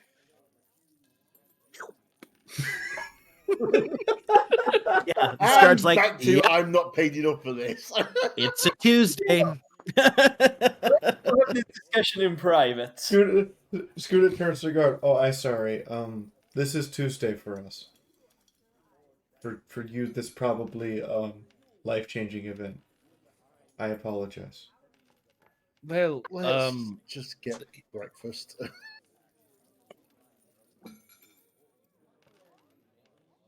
I'm going home. He's gonna walk away. Hi. If he's using a sick day, he's done.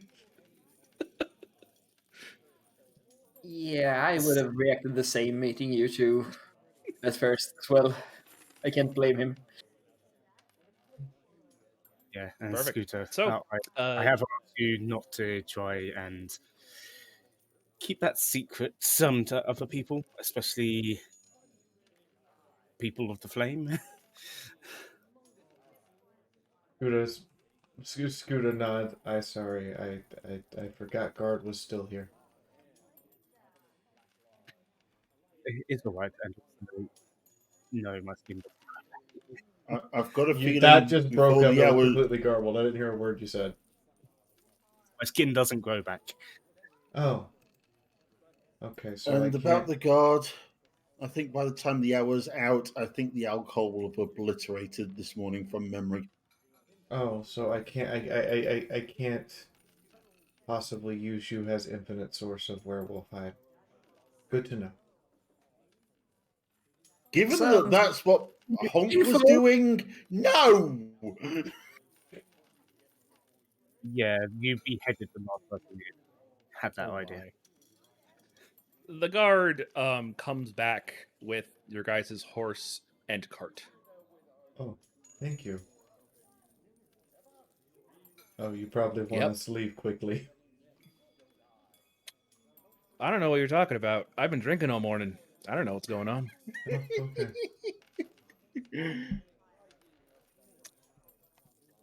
Go to my horse and basically apologize for you yesterday and say, I'll be easier on you today. Well, you all have a good one. If you ever need anything, and you're swinging by, I'll be happy to board you up over here. Thank you ever so much. Thank you. Yeah. And he just shakes his head and he's gone.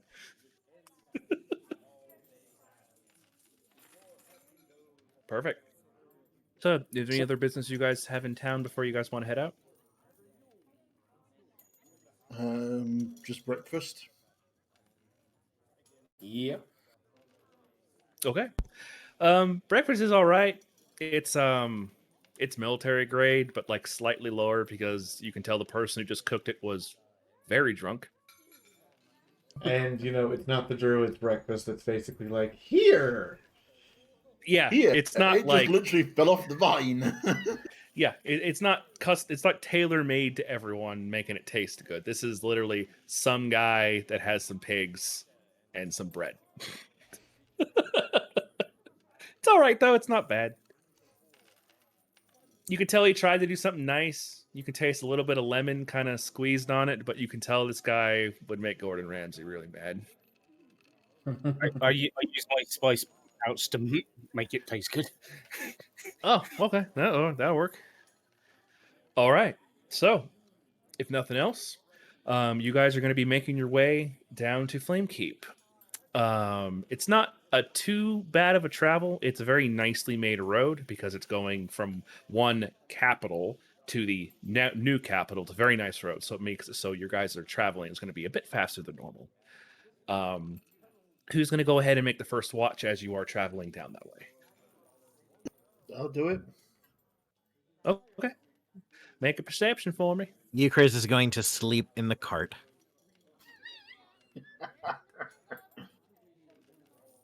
Nair is going to be the watch person with the sleeping kobold this time.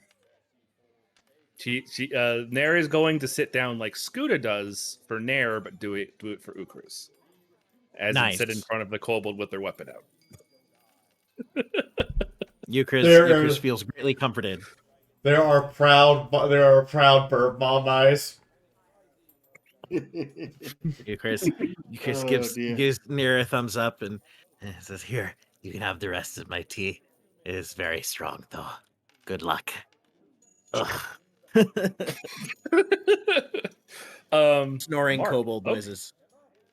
A couple hours in, off to the side of the road, you see what looks like a body in the brush.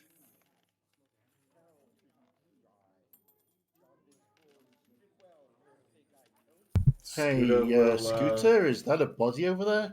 Scooter will walk. See, she's not even in the wagon. She's just walking beside it. She walks over to it and has a look.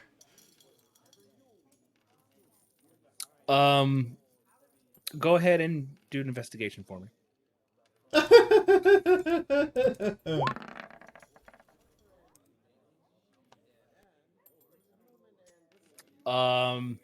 They're snoring very loudly, and they reek of alcohol.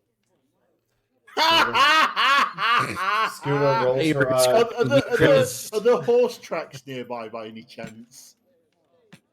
Sure, you can. The guy's looks like both of his boots are gone as they were strapped to the horse. Scooter lets out a sigh. I found our messenger. He alive. Let's get him in the cart. Mary, have you got control? Oh no, Scooter's not going to bother getting him in the cart. Scooter's going to roll him on his side so he doesn't choke to death on his own vomit. I'm not leaving a man in the wild, Scooter. Come on. Mary, Yeah. you can make water very cold, right? Absolutely. That is ice water now. For my water skin over him. Oh god. Scooter looks at Connor. I was just gonna put blanket on him, put tent over him, and leave him. That's just cruel and unusual. That doesn't wake him up. He is stone cold, passed out. That's good. Get him in the wagon. Like I say, I'm not leaving a man out in the wilds. Even if he is a drunken waste of a cleric. That feels wrong, but how did he not wake up from that? Connor, maybe you need to... You're not familiar with alcohol, are you, Mary? Yeah. More than you'd think. He's that drunk. I think I can fix it. Sure, go ahead. No, look, I'm not Nair. on... Nair hops out of the cart.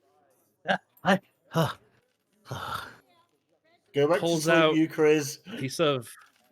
pulls out a piece of black chalk and proceeds to terribly draw on the guy's face to make it look like his eyes are open. I approve of that. Mark will just grin. Mary will say, could you add a mustache as well? I think it'd look good with an extra mustache. Also on the forehead, incompetent. No, I'll make a twirly Damn. mustache. They do like a big, like long, like twirly mustache that goes all the way up the side of the face. All right, I fixed it. Yeah, he looks better. See, no one's gonna hurt him now. They'll be too busy laughing. Yeah, that's. Mark just bends down to pick him up now. All right, you guys eventually get him. What's up? The horse is gone, right? Yeah, horse is long gone. It's a courier horse. If you know before, they are trained to go to a destination and come back without a rider. So sounds right. Gone. So you eventually get him on there. He is stone cold out. You guys continue on your trek. Chris, you just hear this thunk as this guy hits the deck of the wagon. Figures doesn't even wake up for this. He's like, Sleeper's corner of the wagon. Scooter puts the drunk opposite Ukriz in the wagon. If you put him near to Ukriz will eventually end up on top of him like a lizard on a warm rock. You know what? That is gonna have him asking so many. You know what? You know what? In a wagon with a kobold draped over. I want art. I want Boring. Anyways, so who's making the next perception check as you guys heading now? You guys are making pretty good progress, even if you had to stop for the drunkard.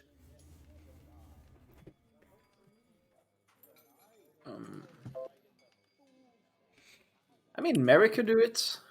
Sure, go for it. Make a perception. You do it, but I'll 1 second.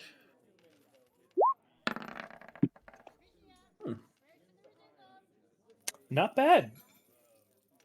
You're continuing on your way down. You guys getting about halfway there. Again, making a nice steady pace. You see a horse in the distance coming your way. Oh, so Ukriz is on top of this dude with the pillow, like he's like in a circle. He's donut mode, right? And then there's the pillow like in the middle of the donut, and then the egg on top of the pillow. Just making a stack. Yeah. So Mary, you see a horse coming, unattended horse coming your direction. He's just gonna lean back in the cart and not loud enough to wake you, Chris, but at least tell the others. I think we found his horse.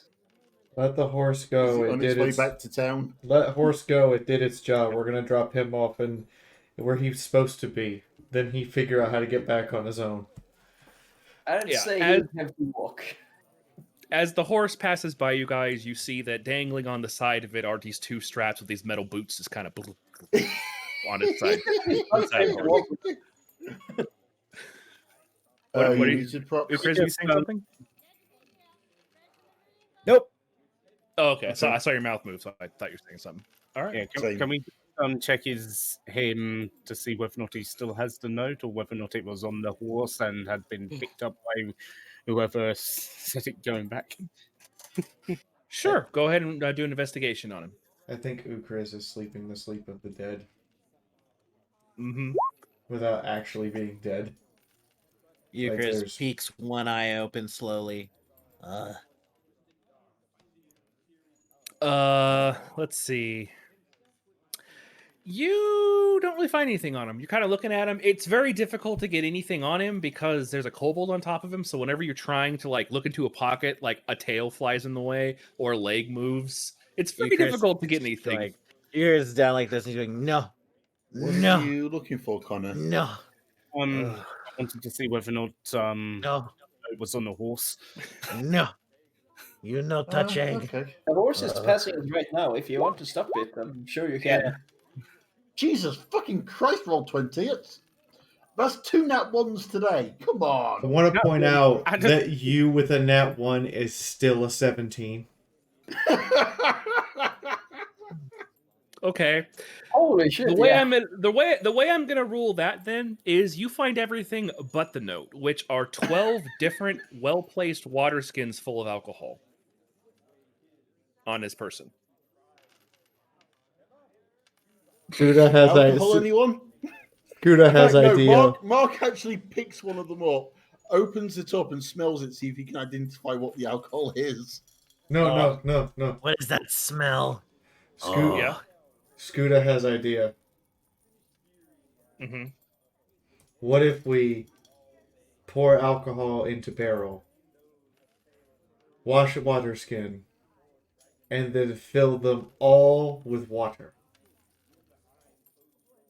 I was going to leave the alcohol on him so that whichever authority we drop him off with is able to report that, yeah, this guy is absolutely stinking drunk.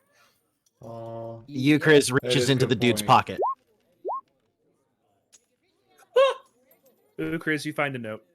Euchris from sleep mode reaches into the pocket and retrieves a paper and goes, "Here, Mark, for you." Thank you, Chris. Yeah, okay. Hands it to Connor. So when you smell what's the alcohols in there, you are familiar with this type of alcohol. It's very expensive. It is called Fireburst Wine. Each flask of this is probably worth about 50 gold. There's Excuse me? every flask of this is approximately 50 gold worth of this vineyard. This is a type of vineyard wine that is only found in one place in Corvair, and that is a place called Arcanix. Now you see why I want to take wine, because, you know. And how many flasks? 12. Now you see why I want to take wine. So he wakes up and gets really upset that he can't find his wine. And teach him lesson. You're telling me there is 600 gold's worth of wine just on this fox person? Yes. Anyone else find that suspicious? Oh, incredibly so. No, he's a senior cleric in a dead end job. He gets paid, and he gets No. You misunderstand. She points at wine. That is sacramental wine. He drinking sacramental wine. Also, just for fun, do a Mark, because you're aware of the alcohol. Go ahead and do a nature for me, or a history, whichever one you prefer. Let's see. Nature is a +2. History is a +2. Okay, whichever one. I am beginning to think that he is the D&D equivalent of Rabbi Tuckman. Mark, there is something about this alcohol that's on the tip of your tongue that's very dangerous, but you don't remember what it is. You're like, there's something about Fireburst wine that I don't remember. Oh well. I'll actually mutter that out loud. Would I know, considering that I will put it in? Maybe, Mary, you would be able to roll an advantage on nature with this wine because of your history with making drinks. Yep.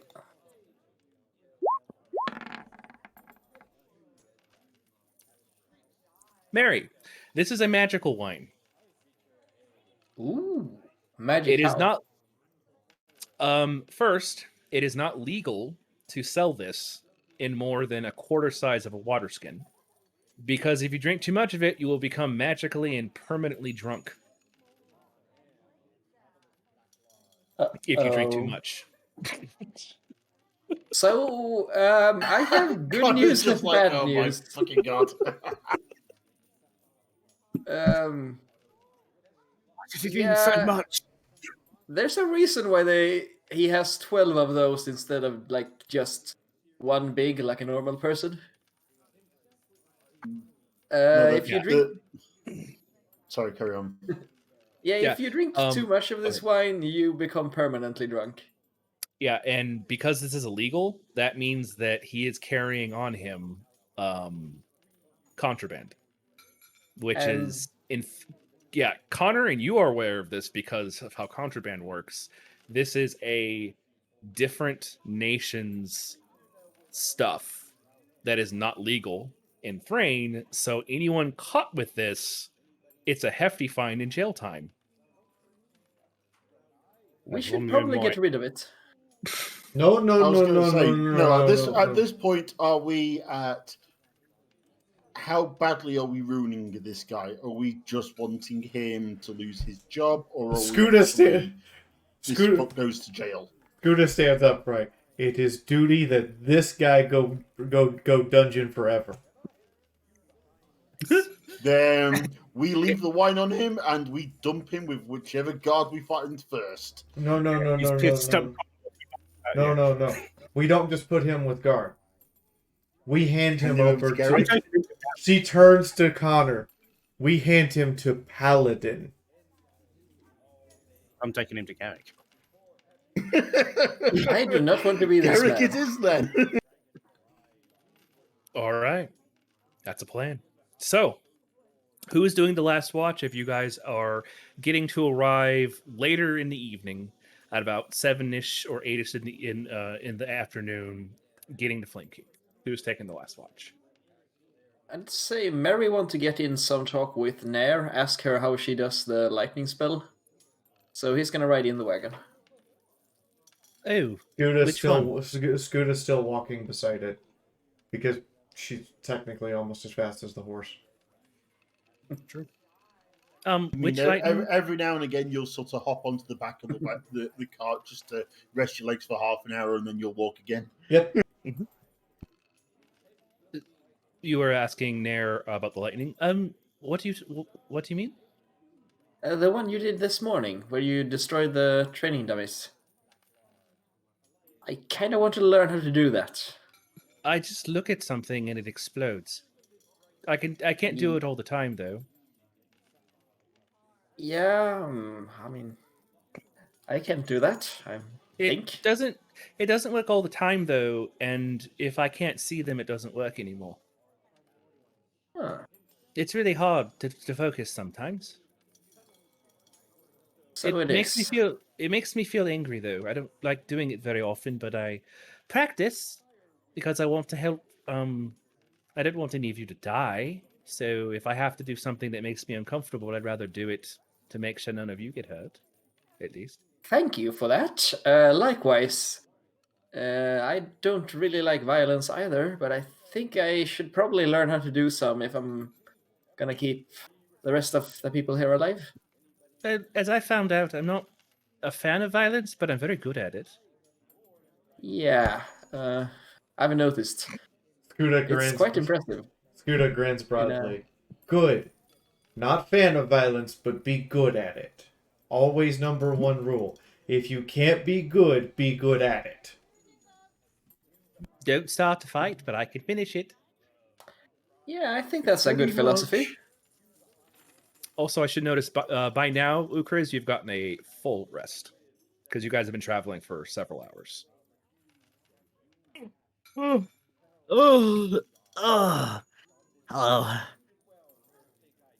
Oh, sorry. I was tired. So that's fine. What were you doing last night? Oh, I was busy. Well, I gathered that, but that smile. I was busy, and I think it's really funny that nobody's noticed. Mary's going to look Mark is going to study the kobold very carefully. Euchris actually starts laughing at this as they're like looking at him super hard. Euchris just Scooter rolls her eyes. He taking care of Dragon Egg. No. Mark, Although yes, every night. Yes, but Mark, you are looking at the kobold, and you're trying to discern what's going on. You don't notice anything different with Ukriz. However, Mary's cloak looks different.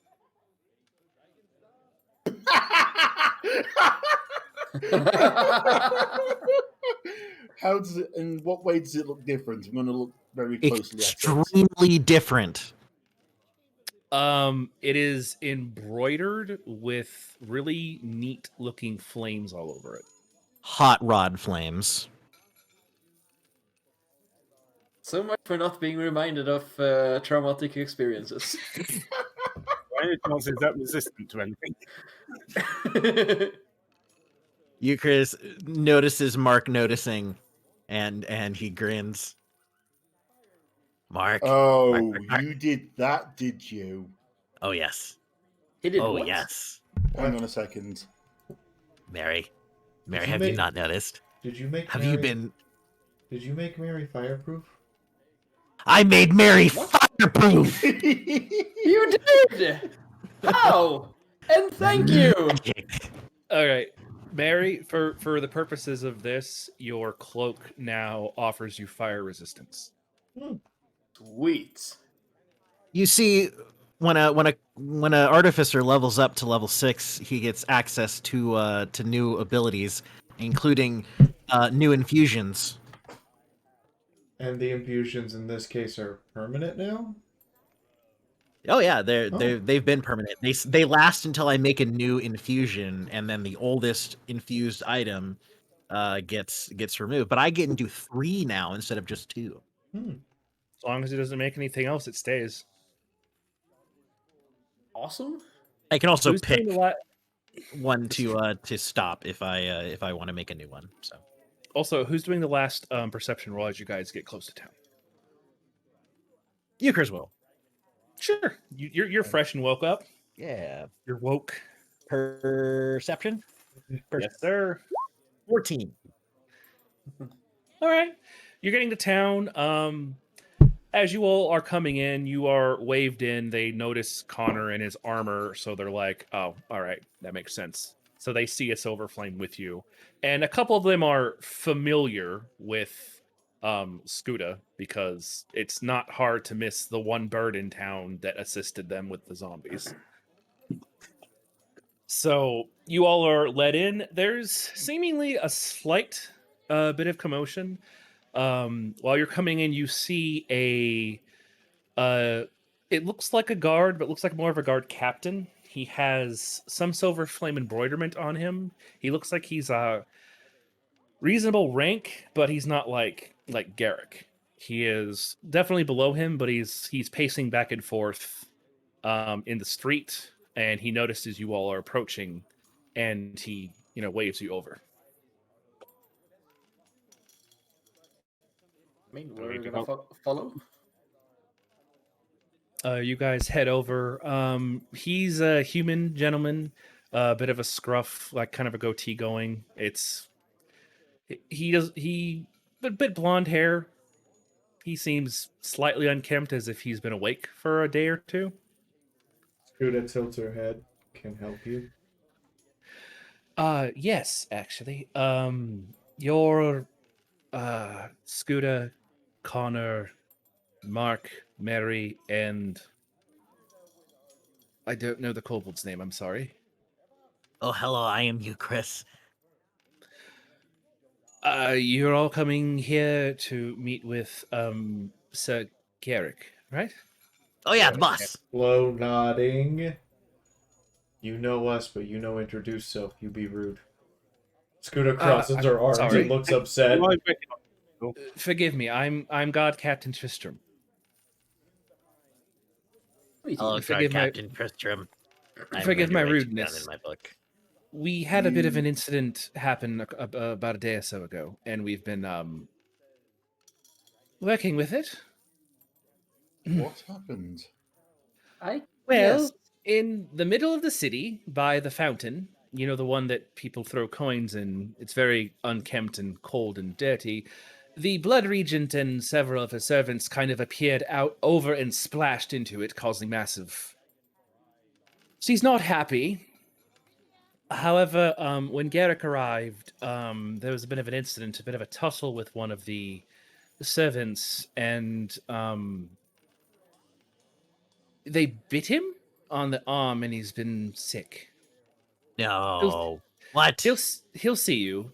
Just bear in mind he's a little under the weather, so he just wanted you all to know to come directly to his area. Do you need your cart and horse to be bolted up somewhere? Yes. We also have. Hold on one second. Yeah. We need to just quickly. What are we doing about? And Mark will point to the wagon because we were going to hand that off to get. We were going to hand that off to Garrick, but if he's not. Oh, we go find Sheriff and we turn him and we turn him over to Sheriff and inform Sheriff that we wish charges to be pressed very loudly. Well, I'm sure the guard captain there could handle that quite happily. Let's tell the guard captain, because what we're carrying around there isn't, strictly speaking. Yes, we know. We kidnapped the guy. We did not. We rescued a guy. Captain in the cart is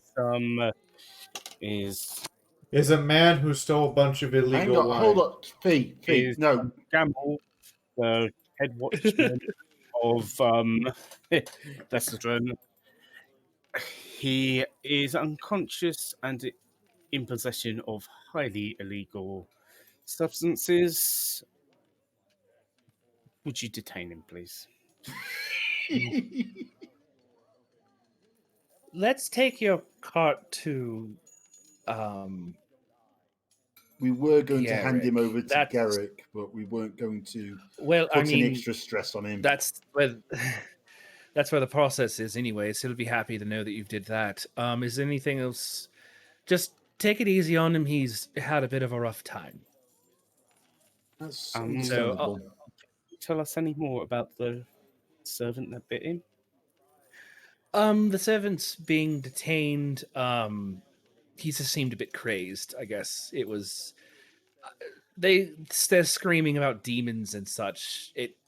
They teleported out of nowhere, so we're still talking to the Blood Regent. She's been very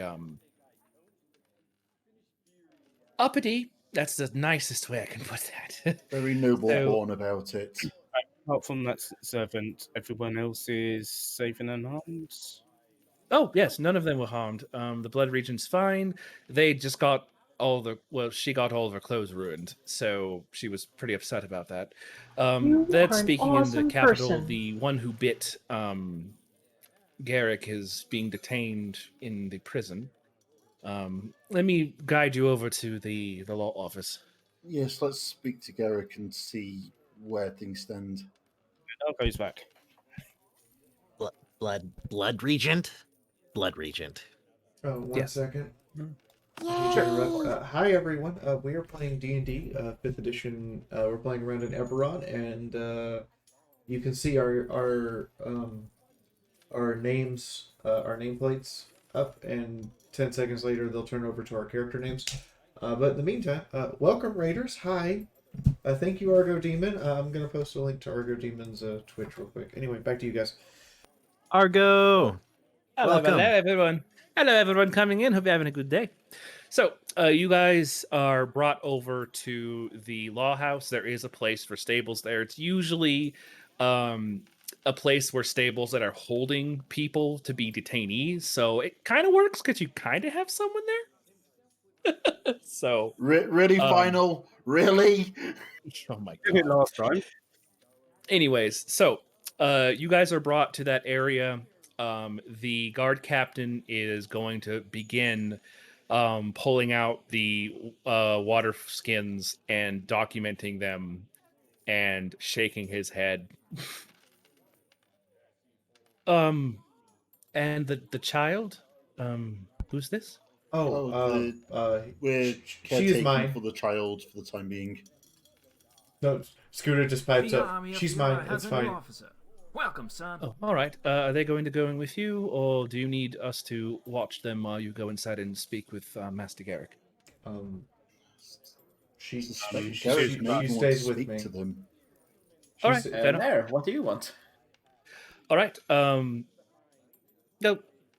I'll go with all of you if it's all right. I don't like the way that one smells. He's drunk. Yeah, come with us Yeah. then. So what the guard captain does, he holds up for just a moment as he writes out a brief description of what is found on that guard, signs it with his name, hands it to Scuda, and just goes, all right, just give this to Master Garrick. He'll understand what's going on. Question. I'm noticing in the back of your cart there's a couple boxes of silver with our mark on them. What are these? That is the missing shipment that Garrick asked me. Really? One moment. He gets out another piece of paper. Blinks a few times, scratches her head. We are very resourceful. Apparently. He writes it down, signs it, gives it to you again, Scooter. So now, Scooter, you have 2 signed envelopes from the guard captain. Please go in. Hold on, I have to clarify something. Yeah. Are these 2 envelopes exactly the same? Yeah. Scooter immediately gets them confused. Fair enough. I mean, I don't think it really matters. Before we go see Garrick, you, Chris, has been sleeping on that smelly person. Could you just make him less smelly? Uses what? Oh! The army of Oh has no! officer. Yes, Human Mary. stink. Yes, we don't smell that nice after a bit of shower. That's why I got this. He will make you first clean you, Chris, and then makes him smell lightly of roses. Fiora has a new officer. Ooh, Welcome, Presty. son. Best spell. Indeed. All right. You guys head in, and you eventually come up to Garrick's office. We'll knock on the door. The army of Fiora has a new officer. Come in, Welcome, please. son. Opens the door and steps in. You guys step in. Garrick, you've seen him before, the bronze dragonborn. He seems a little pale. The army of Fiora has a new officer. He seems Welcome, son. tired. And he's normally when you met him before, he would always stand up and greet you when you came in, but now he's just kind of sitting in his chair, just doing some paperwork. His armor's off, as you can tell. Even for a dragonborn, he's sweating a little bit. Welcome, son. Oh, welcome back. How are you all doing? doing all right? We're fine. Okay. I'm fine. Yay! So, just because point of reference, I've now received I believe I have letters from 2 different birds. Yes. One of them is mine. Both, This one? Both of them regarding the Silvercliff Castle. Yes, right. The regent isn't talking much about any of that. So as we were leaving the area of the silver mines, we noticed that the castle was gone. Went to investigate it, and apparently there was, I don't know if anybody knows too much more about it, but apparently there was a demon there that had caused it to disappear. Lovely. All right. So, I've gotten the report from the mines, and I appreciate that information. Is there anything else you have to give me? Oh, excuse me, I'm a little tired. Been up for a couple days. Scooter raises hand. Or Talon. Hello.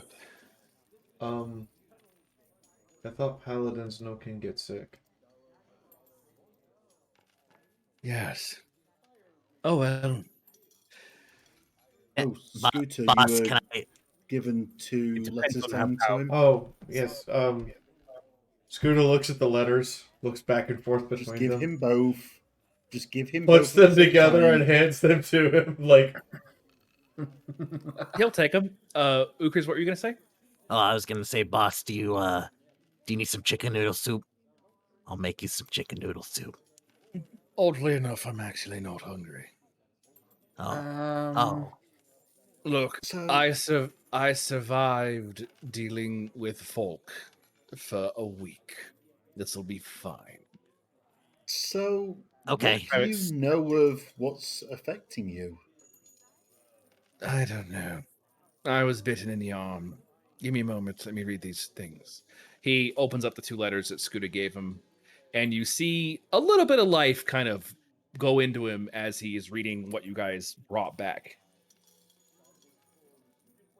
Oh, really? Yeah, really.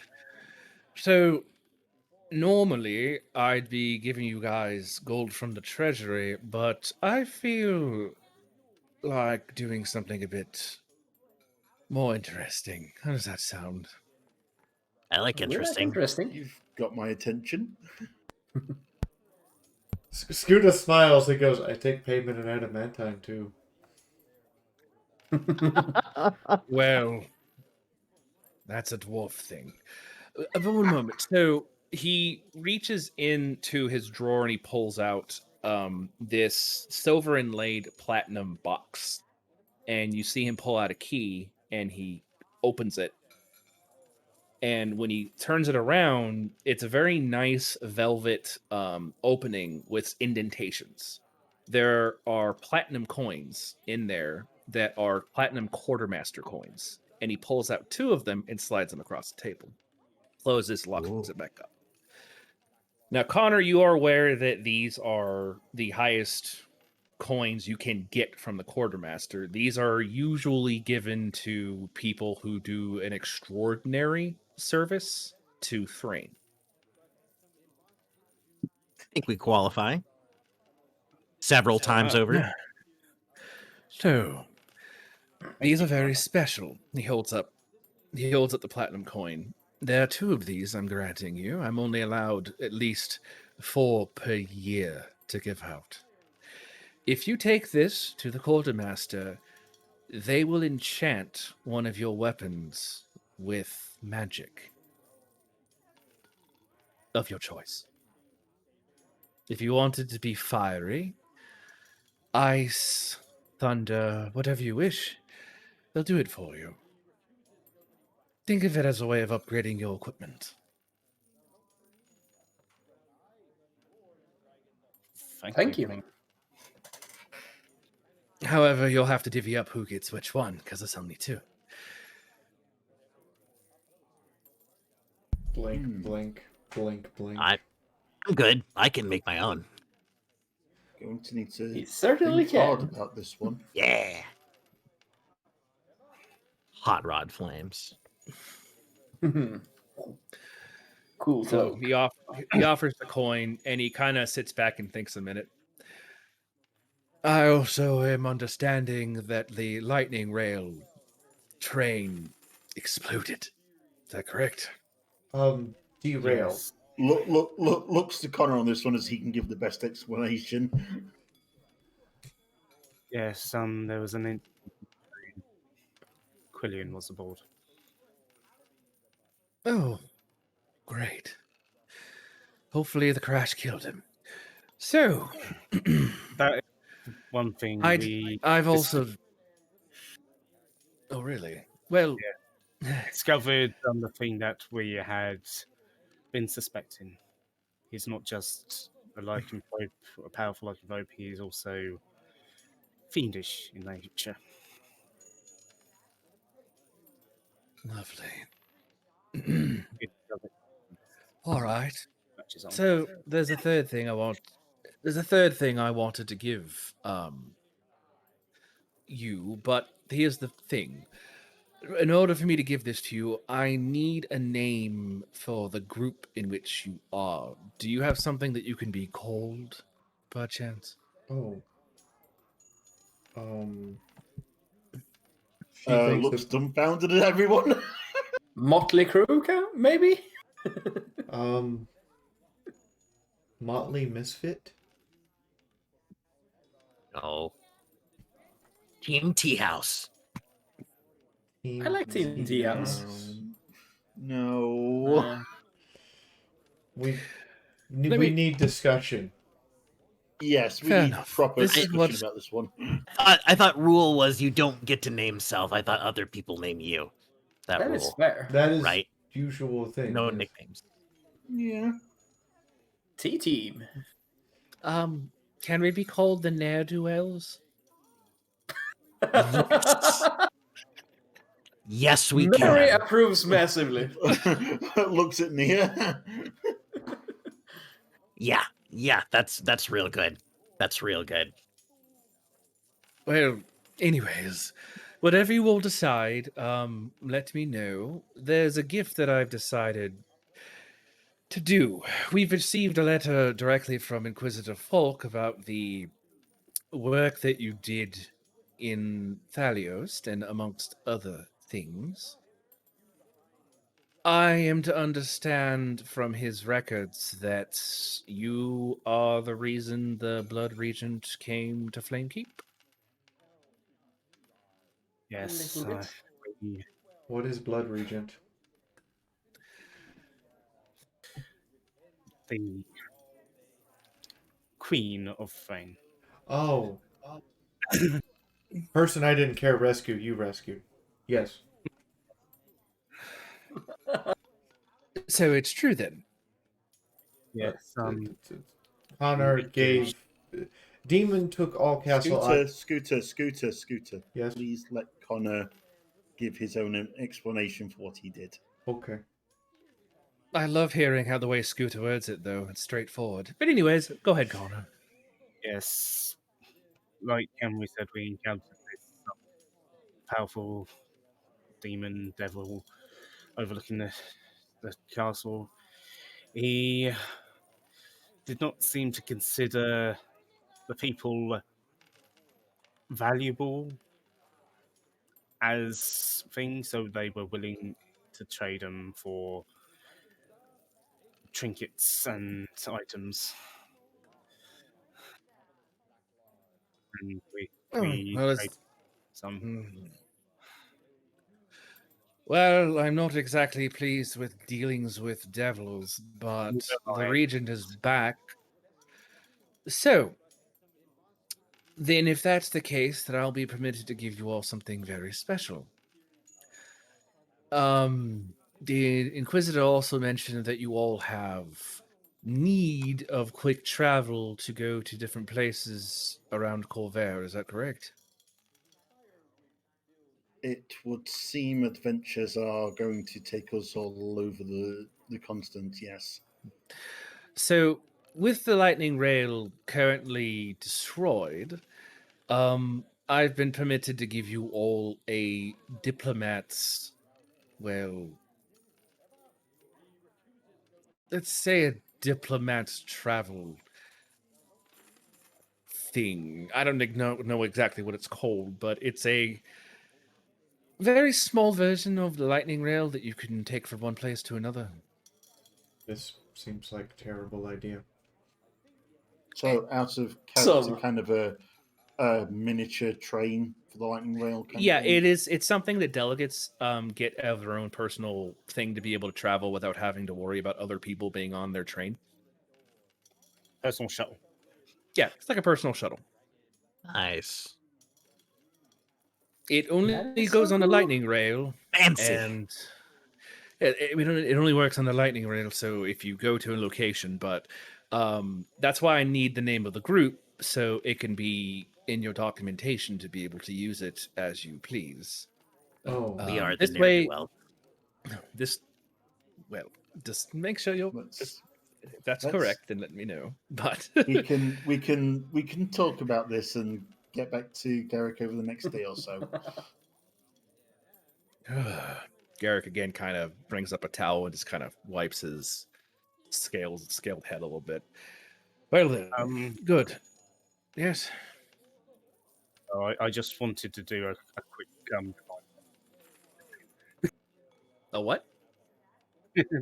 divine sense, I didn't just hear to you. see if there's anything on him. Oh yes, Sure. about that.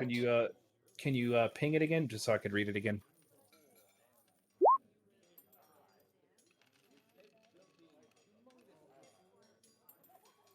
I'm gonna type something to you. In the meantime, Euchriz takes Garrick's towel from him and he uses his little ice cantrip to cool it down, and he puts it back on top of Garrick's head. There, boss. Feel better.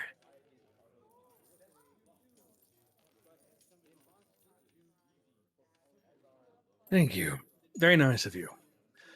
Anyways, so yes, once we get the name, I'll be able to write the paperwork down, and you'll be able to travel freely. And again, remember, it only makes specific stops, but it'll make travel far easier. Just try not to crash this one.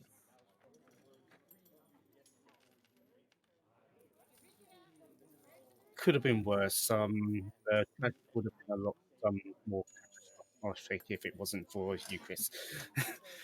All right. So, if there's nothing else, you two have your platinum coins, and you have this. If there's, I'm going to be processing the gentleman outside. That's going to be intriguing. If there's anything else you need assistance with, please let me know. But after I process him, I'm probably going to be getting some sleep. Anyways. Yes, we will leave you so that you may get to your rest as soon as possible.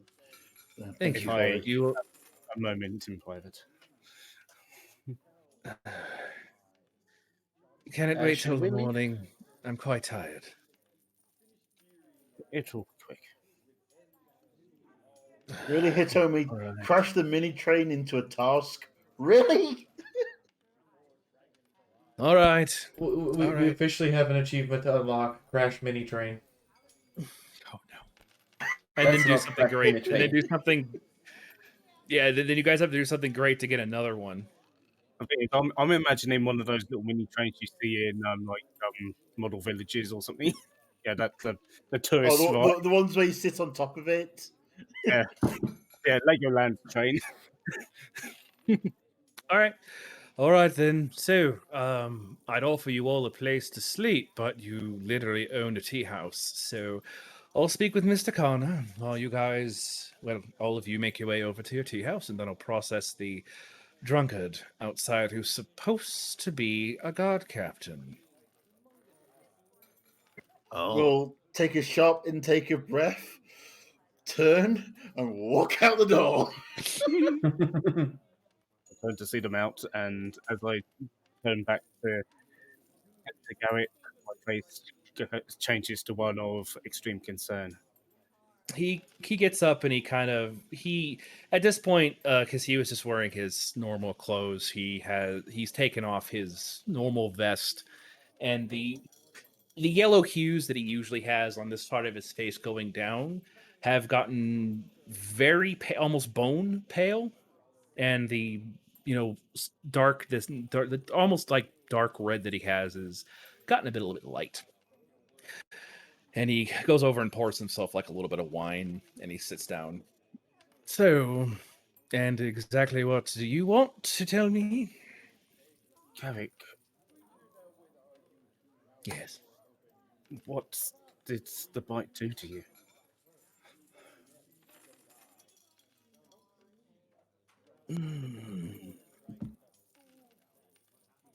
I'm not exactly sure.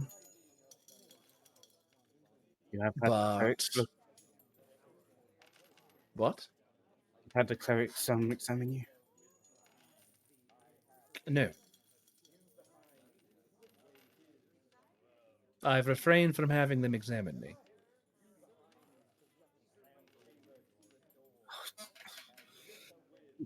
There are ones that we can trust. Go ahead and do a perception for me. I'd say with advantage because your divine sense is assisting you.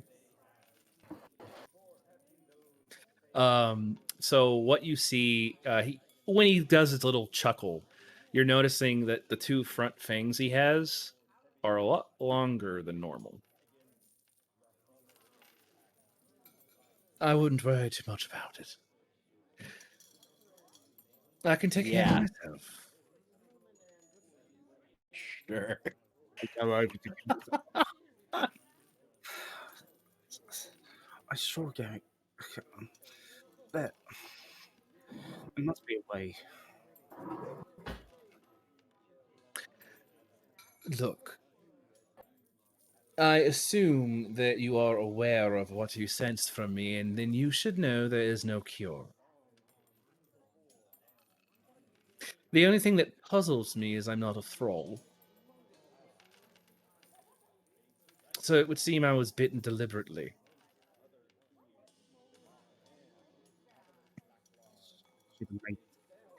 Should have been unsullied. Well, it is what it is. You're in full control. Say that again? You're in full control.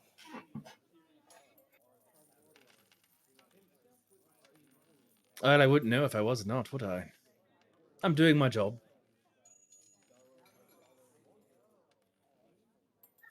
Have you informed anyone else? Have you informed yourself?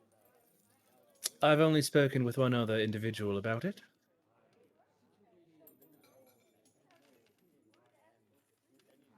So just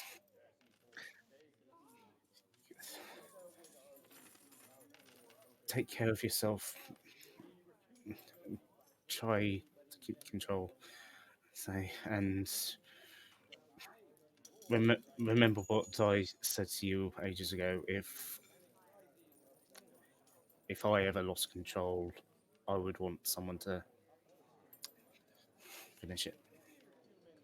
Well, to be honest, the one I told, I guarantee they're going to do some research. I told the Inquisitor. He seemed quite interested, actually. Let's hope he's interested in curing and just not interested. For now, I'm fine. So you shan't worry about it. It doesn't really matter too much at the moment. I'm doing my job. And besides, it makes a lot of people feel more at ease around me because now that I've gotten sick, they now think that, I'm a normal person. Before then, I've never taken a single sick day. So now, old Garrick is like everyone else, able to get sick. So, at least they put a little bit at ease with that one. It's a blessing and a curse to our profession. Don't worry, though. I have a backup if this goes poorly. You see him point behind him on the wall. You didn't notice this before, but there is a there is a draconic skull helmet there that you didn't notice before. It's red in color. What does it do? It'll keep my mind fresh. That's what I'm going to say about the matter.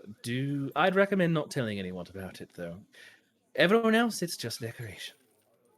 So, I'd recommend not worrying too much about it. Don't worry. I knew. Though, if you ever do come into my office and you see the mask missing, I'd recommend not looking for me for a while.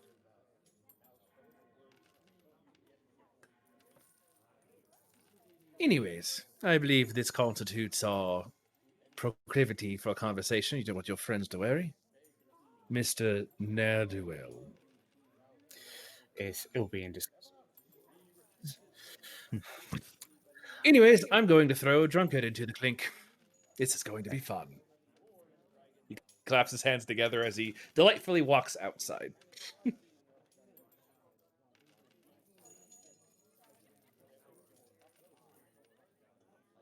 Anyways.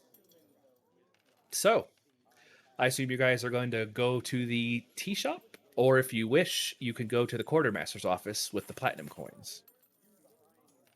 Well, we've got a whole bunch of things I think we need to discuss before we do either of the make any decisions. Yes. So I think tea house. Definitely. Sure. So what we can go ahead and do is, while you guys are thinking about what you want to discuss, we can go ahead and take our break because it's almost going to be 10 o'clock. We've almost gone through almost 4 hours already. Whoa. So, We if kind everyone's of did fine this with, on Wednesday as well. yeah. If nothing else, let's go ahead and take a break. We'll come back. We'll do the 15 minutes, so we'll come back either 5 minutes before the hour or just on the hour, and we'll continue from there if that's all right. Okay. Sounds good. Yeah. Perfect. So in the meantime, while everyone else takes their break and gets up and walks around and stuff, so my roommate decided to make this guy for me. Cool. This is apparently Raphael from last Sunday, including plain ass sword. I'm gonna paint him tomorrow night for you guys on stream, but no, the funniest thing about this is he's made from spare parts. And I'm like, oh, Blood Raven. Of course he's made from spare parts.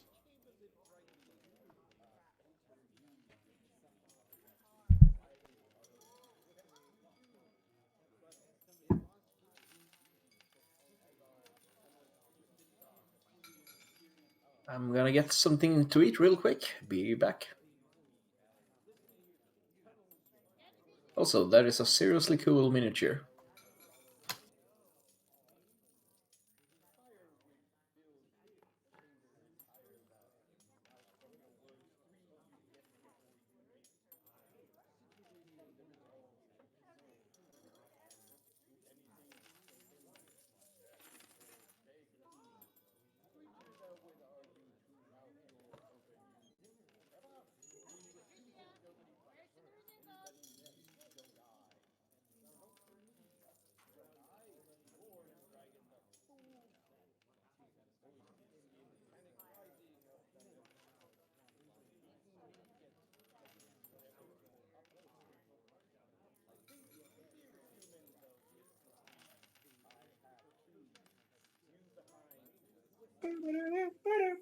I'm back.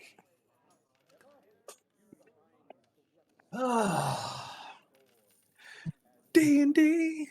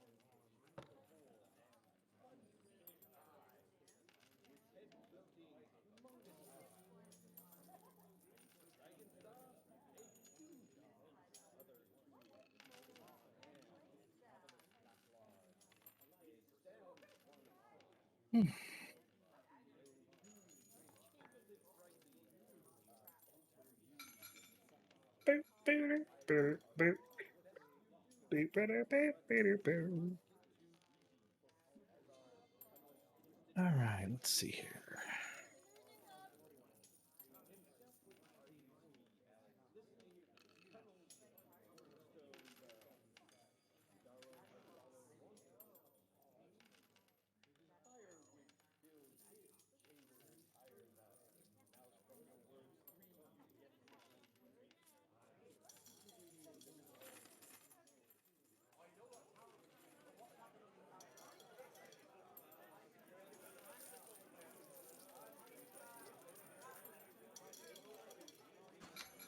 Hello. Hello, hello.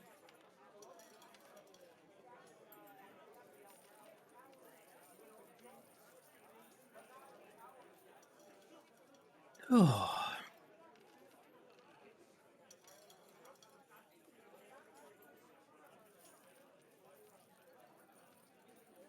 See if I can't get a little bit of music going.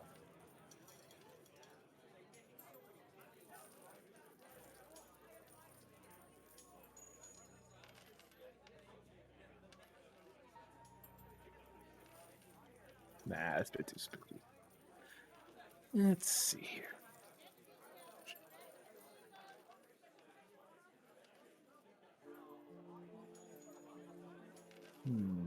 Let's music no delay.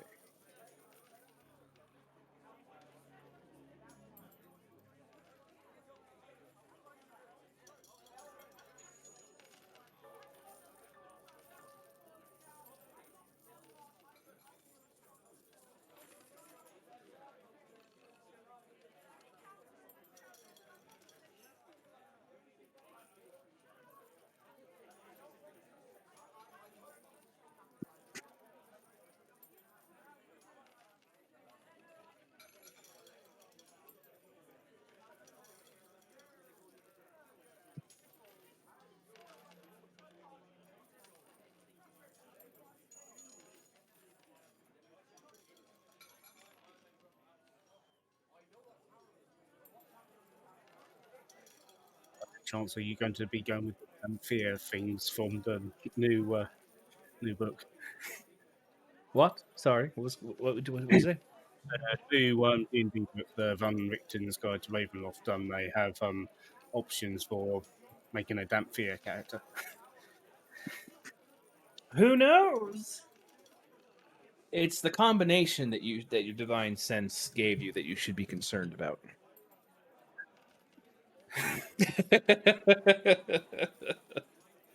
It'd be one thing if it was just one or the other, but the fact it's both should be excruciatingly concerning. You'll be fine. I mean, Dampiers are pretty cool as a concept.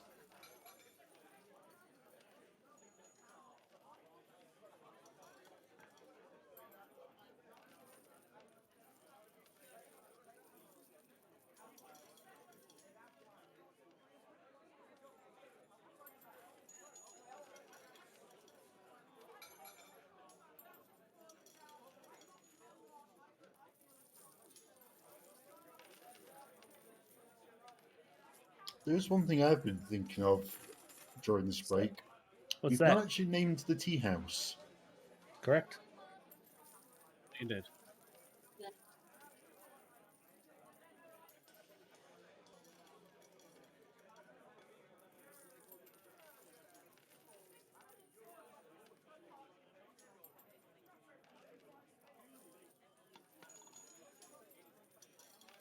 Oh, right. Should probably have you when you get back to a knowledge religion. We'll figure that out later.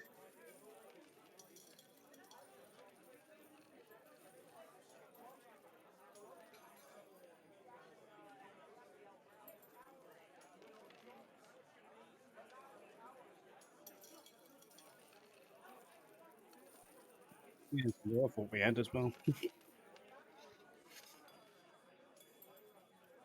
Oh, you guys get your first you guys get your first money thing from the tea house. Oh, yeah.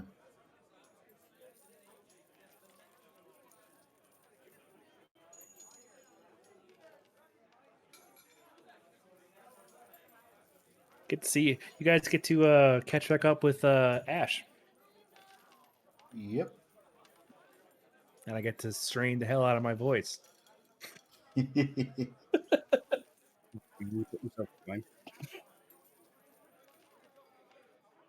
got to practice him again. I forgot my pseudo dragon has a conductor's hat. Yeah, I just gotta do his voice. All right, that's not too bad. I got it. Perfect. Hi, Erebus. Shut up. There's only so many voices a DM could do before he repeats them over and over. Fuck off. I know that voice. Language.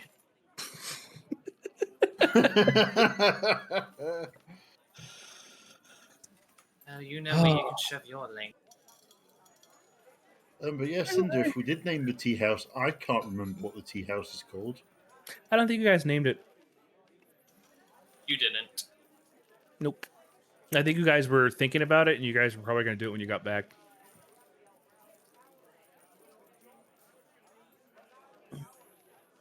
The Portrait Tea House, Tea Party. Wow. Okay. But I'm just thinking, if we name the tea house, it might help inform the name of the group.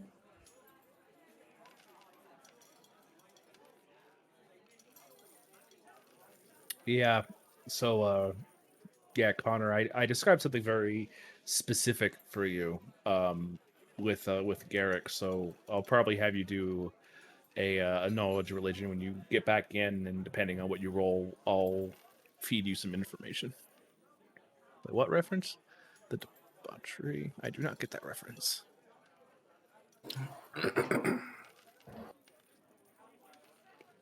It's okay. I don't get that reference either. Yeah. I'm an uncultured swine. I The have tea no idea house what party. that is.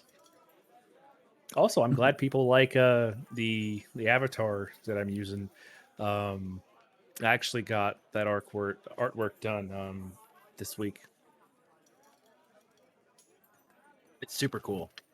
Cool. It's the most heretical thing ever. It is quite literally a goat wearing inquisitorial space marine outfit with inquisitorial script not only on their chest but written on their ears. So it's the most heretical thing ever. I don't know about that. mean- Also, it's definitely just straight up. I mean, there are codified beastmen in 40k. That's true. So I mean, he does. I mean, don't get me wrong. He does look like Azrael. It's just 100%. It's Azrael. It looks like him. I mean, there's slight differences, but like if you draw a goat character that has floppy ears, that has that mouth, it's like it's Azrael. So it's just like whatever. You definitely are not getting away complaining. from that one. Definitely. You love Azrael. I said you love Azrael. You're definitely not complaining. Nope, I'm not. Who drew that, by the way? Artist. Hop. We have Oh, multiple Hop did. artists. Hop did. Hop did, yes. Hop is awesome.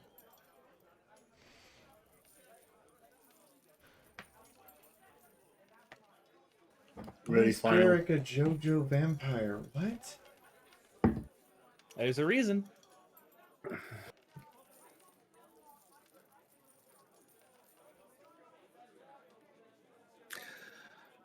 I think It I'm looks like allowed everyone- confused bird squawking, right? Yes. Okay. All right. Confused bird squawks. I am ready if we are. I believe we are. I'm good. Yeah, me too. Connor, can you go ahead and do a roll, knowledge religion roll for me, just to see what information you would know about what I gave you? 7.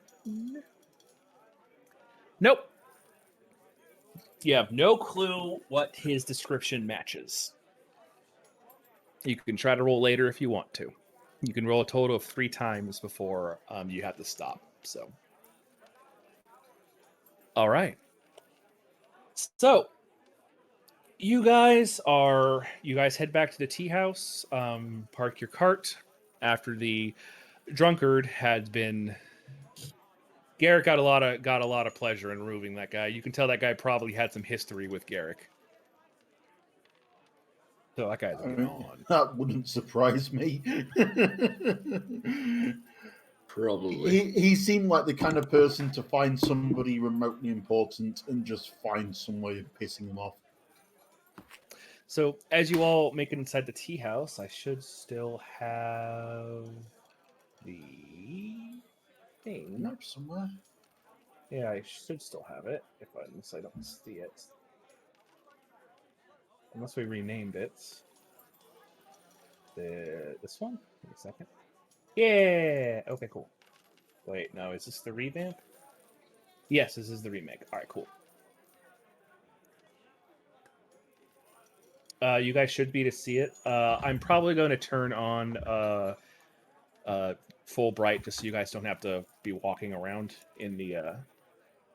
Actually, can you guys see everything, or is it... Nope, it's not. It's so black. For the moment... Oh, we're going to do this. That fix it? Yep. Okay. You guys own this place. You know where everything is. I'm not going to hide anything. So, you all come in. There is a front counter clerk who is there. You guys are not really familiar with. They're an elf gentleman. They're very thin. They're very well dressed. And the front door that leads into the next area is closed. And they kind of look up at you. They have like emerald-looking eyes. Hello. Can I assist you? Blinks a few times. I guess Ash got some help. We own this place. Our rooms are upstairs. He kind of looks at you, and then he kind of reaches in and pulls out like a little booklet. Right, the bed. Yes, I'm aware of you. Aware of all of you. Please. I apologize for not noticing you immediately. Please step in. My name's Gabriel. Thank you, Gabriel. Thank you. If you'd like, we're currently hosting a show. Mr. Ash will speak to you if you like. He's in the kitchen currently making some dinner for some of the guests. He's currently, well, you'll see. I hope you have a lovely day. Or lovely evening, rather. Thank you, Gabriel. Hello, Gabriel. I am Chris. Why, hello there. Well, I understand. I understand you're responsible for the basement. Which part of it? Also, is that good or bad? I'm not sure. What? The part that exploded 2 days ago, but it's fine. It was fixed. Oh, yeah. Probably. It's fine. Don't worry about it. Don't worry about it. It was fun. Exploded? Yes, don't worry about it. That sounds bad. It was. You, Chris, what exploded? I don't know. I don't know. It was probably fog, actually, opening the portal. That would make sense. Yes. Anyways, so, please. He actually gets up and walks around the front desk, and he opens the door. You currently are seeing what looks like a bit of a performance art going on. It's mostly just kind of like dancing, and it looks like a gentleman, very sharply dressed, is hopping from one table to the other, just doing like a very elegant looking dance. The thing that's very intriguing about it is as he's leaping from table to table, he's not making a noise. It's very weird, very fascinating. As far as because I'm not going to put tokens down everywhere. There's about 6 other people there. One of them looks like he's a dwarf that's currently engaged in what seems like a very deep conversation with Inquisitor Folk. I mean, obviously, folk is always important, but I'm kind of curious as to what's going off with the dancer on the tables. Okay. The dancer himself looks like a drow with the darker skin and platinum looking hair. Very, I'd say, scantily dressed for a guy. and they're dancing. They're throwing what looks like daggers around, but as you can tell, they're more ceremonial, and they're just putting on a show. That's pretty much all they're doing. And of course, they're accepting tips while they're doing it. Do I recognize anything about the type of dance? Go ahead and do a knowledge history for me. 'Cause I know in Forgotten Realms there are certain ritual dances and things that elves do. Sorry, history. Mm-hmm. 13. 13. You've heard of this type of dance. It's rare, but it seems more common in Valinor, the place where the elves live, over the pure-blooded elves will live. It's very classic, but over in this region, mainly because of how hard it is to travel over there due to the Mournlands, it's considered exotic. And it's very, very rare to have someone pop in and who's able to do it as well as this person is doing it.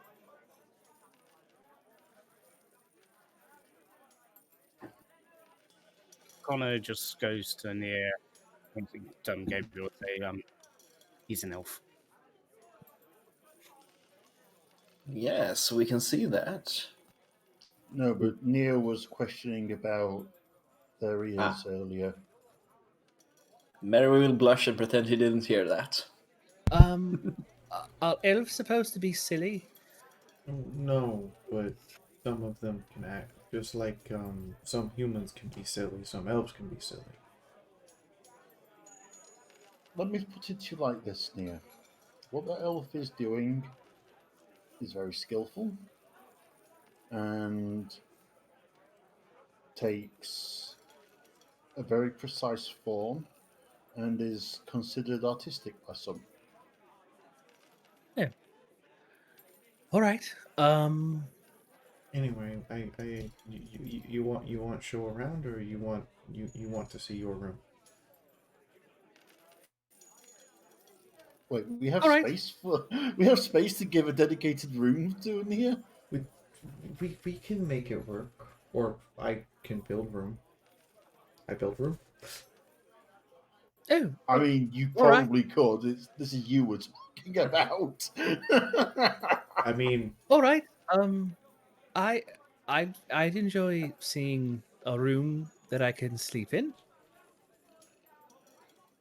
Just remember, not next. He'll lean over to Scooter and try and whisper to her. Just remember, Connor's room's the one that's next to mine. Probably not good for Nia to be near. I mean, Zorklik definitely wants me back. I skilled crafter. And I thought I was just gonna be in the same room as Scooter. Well, you can. Son. Okay. We're gonna need to get an extra bed, but yeah. Sure. No, Scooters is the one with 2 beds in it, isn't it? Yes. Never mind that. Ukriz was sleeping in bed. Ukriz, does this mean Ukriz is taking job? No, you, Chris, was sleeping in the basement. Nah, I sleep in my workshop. It is comfy. Yes, you could stay. Absolutely no stereotyping there. You can stay in room with me. It's fine. We have extra bed there. But you want to see around, or you want to sit and watch show? I'd rather look around. The dancing person is weird. Okay. Makes me uncomfortable. So first, Scooter takes her downstairs to show her the training room and blacksmith and study rooms. Oh, Euchris goes too. Euchris is so excited. As you're going down there, Ukriz, you're able to hear Nair say this to Scooter. He makes me uncomfortable because while he's dancing, he's taking things from people's pockets. Scooter blinks a few times. Oh. Euchris turns and looks. Who's supposed to be running our shop? Ash. Go tell Ash to go tell Ash we don't like pickpocketers. Don't we? We don't like pickpocketers who are stealing from our customers. Oh. Okay. Euchre's gonna scramble to probably the kitchen. Yeah, which is the probably kitchen's where we were told. Okay. So Scooter, we'll get back to you. You're currently down there showing the blacksmith, with Nair is very intrigued with, because this is your blacksmith. So in their mind, this is yours. So they're like, oh, and they're futzing around with some of the hammers and the tongs. They're trying to make something, but they don't understand that you have to heat the forge and melt metal. They're just like hammering on the table and expecting a dagger to appear. But it's not exactly working. We'll get back to So, that. Scooter is literally just every- Scooter's gonna watch and let her play for a while. So literally All right, every NPC of every MMO in history. Yep. Ukriz, you do head to the kitchen and you see Ash there. He looks a lot more clean cut than before. It looks like he actually has shaved. He's growing a little bit of hair on the top. Kind of like I wouldn't say a mohawk, but it kind of goes from here and just kind of goes back a bit. He looks like he's very well kept, because his look before looked like dive bar, but now it's like aggressive tea house owner. This is probably the best one. He kind of sees you come in. Hey, how's it Hey, going? it's I haven't seen empty. you in a while. Ash, where is your face fur? It is gone. Well, it'll come back eventually. It kind of Oh. got burned off. Oh. That sounds normal. Yeah, I was moving some stuff downstairs, and you really need to label your alchemist fire. Oh, yeah, sorry. That explains a lot. Oh no, Is there it a was portal great. downstairs? I'll get to that in a minute. Yeah, it actually worked really well, because with that all burnt off, the clientele thought that I fended off some sort of thief or something. So we got a lot of business, because apparently I'm, durable. So it's kind of funny. Yeah, the portal down there is something that Falk did. I told him he wasn't allowed to, and his response to me was, "There's no rule against creating a portal to another plane in a basement." Euchre thinks about it for a second and says, "No, he's right." Yeah, and a tea house is supposed to be a, exchange of interesting ideas where things are legal here. So, I mean, I'm not going to argue with him. Whatever. I wouldn't ever argue with him, ever. Just never. Don't do it. We like you. You run a good place. Says the one kobold that said, maybe you should reconsider the law. Exactly, not necessarily. Euchre's different. So, I'm preparing some food and stuff. So, how can I help you? What's going on? Hey, speaking of fending off thieves that burn off your face almost, the highly attractive elf that is flinging daggers and dancing around. Yeah. Yeah, he's they are a pickpocket. They've been stealing all of our customers' gold. We should probably handle that.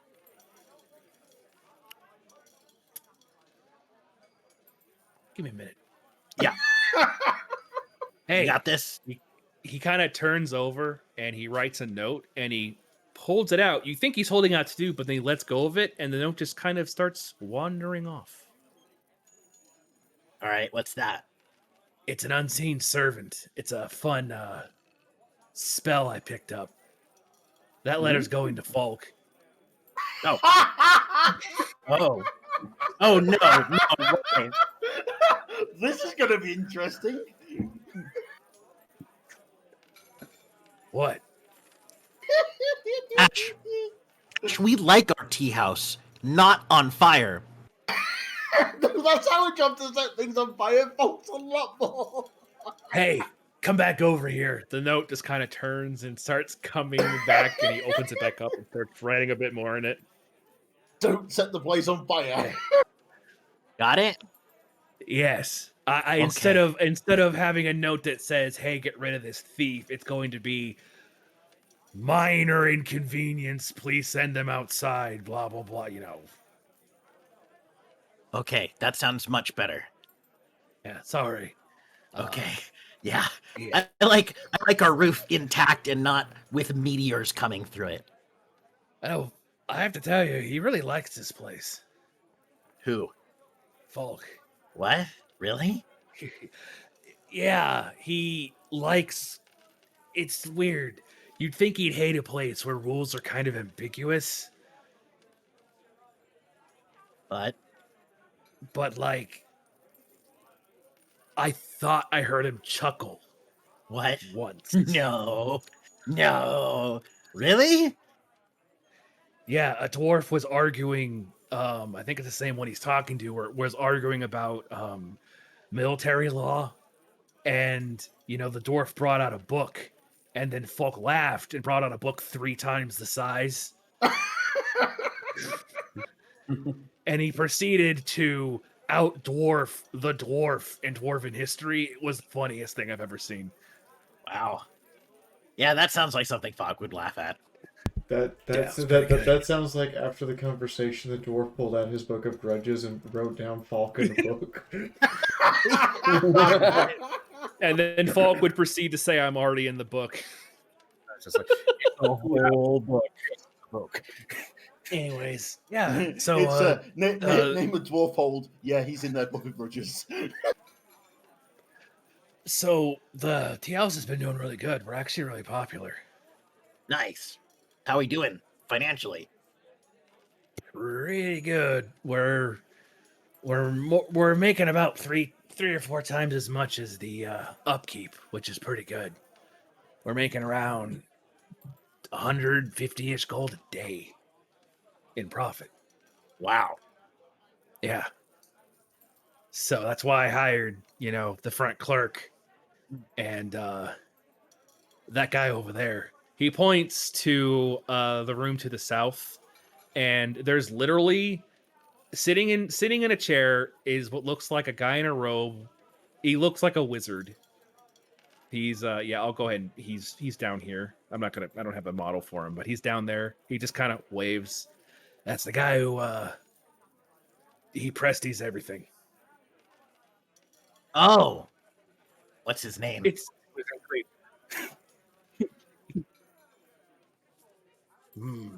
What is his name? Is it? Yes, you've done it. Is it? You've done a. You've done a wandering sunrise on him. His name's Lazaire. Oh. You sounded disappointed. I thought his name would be Room. No. Roomba, the wizard. Well, oh my god. Sure, we'll name him. Oh. So yeah, apparently it's a lot cheaper to hire. Sip of tea there. I waited very specifically. So apparently, it's a lot cheaper to hire a wizard to just presty everything than it is to hire the 4 or 5 or 6 people to clean everything. Yeah, that makes sense. I would have never guessed that. Yeah, it's hilarious. That's Mary's retirement plan sorted out. Yeah, so like whenever he wants to rest, he just makes a rope and he sleeps for like an hour or so. It's kind of funny. I feel like he's copying my tricks. Yeah. So I mean, things have been going really good. So if you want, there's a coffer downstairs by the blacksmith. I figured it's the safest place for it. I hollowed out a little stone for our bank or like a whatever. There's roughly about 2,100 gold in there. Nice. I've been thinking about upgrading a few things. I was going to talk to you about it. Oh yeah. You should talk with Mark about it. He is the expert on tea houses, but we can all have this place is owned by Mary, so it's his thing. So yeah. Right. Mary, I think you're muted. No, I'm not. Weird. Yeah, anyway, Mary would just... No, go ahead. No, good. Mary would just say, I think we earned this together. Well, The only thing I'd be upgrading is upgrading the patio in the back, maybe making the theater a bit more. Nothing big. I mean, it's doing good, but yeah. Theatre's an interesting idea. Yeah, I mean, don't get me wrong. I'm enjoying myself. I think reinvesting back into the tea would... house is a good plan. You are a good businessman, Ash. So you'll notice when you go downstairs, I replaced a couple of the stuff down there. I'm sure Scooter's already noticed. There's a ample supply of iron and steel down there, ingots to use. I gave you some ingredients in your lock boxes so you guys can make, whatever. I normally just do it for repairs. So I'm gonna get back to making some food. If there's something else, just let me know.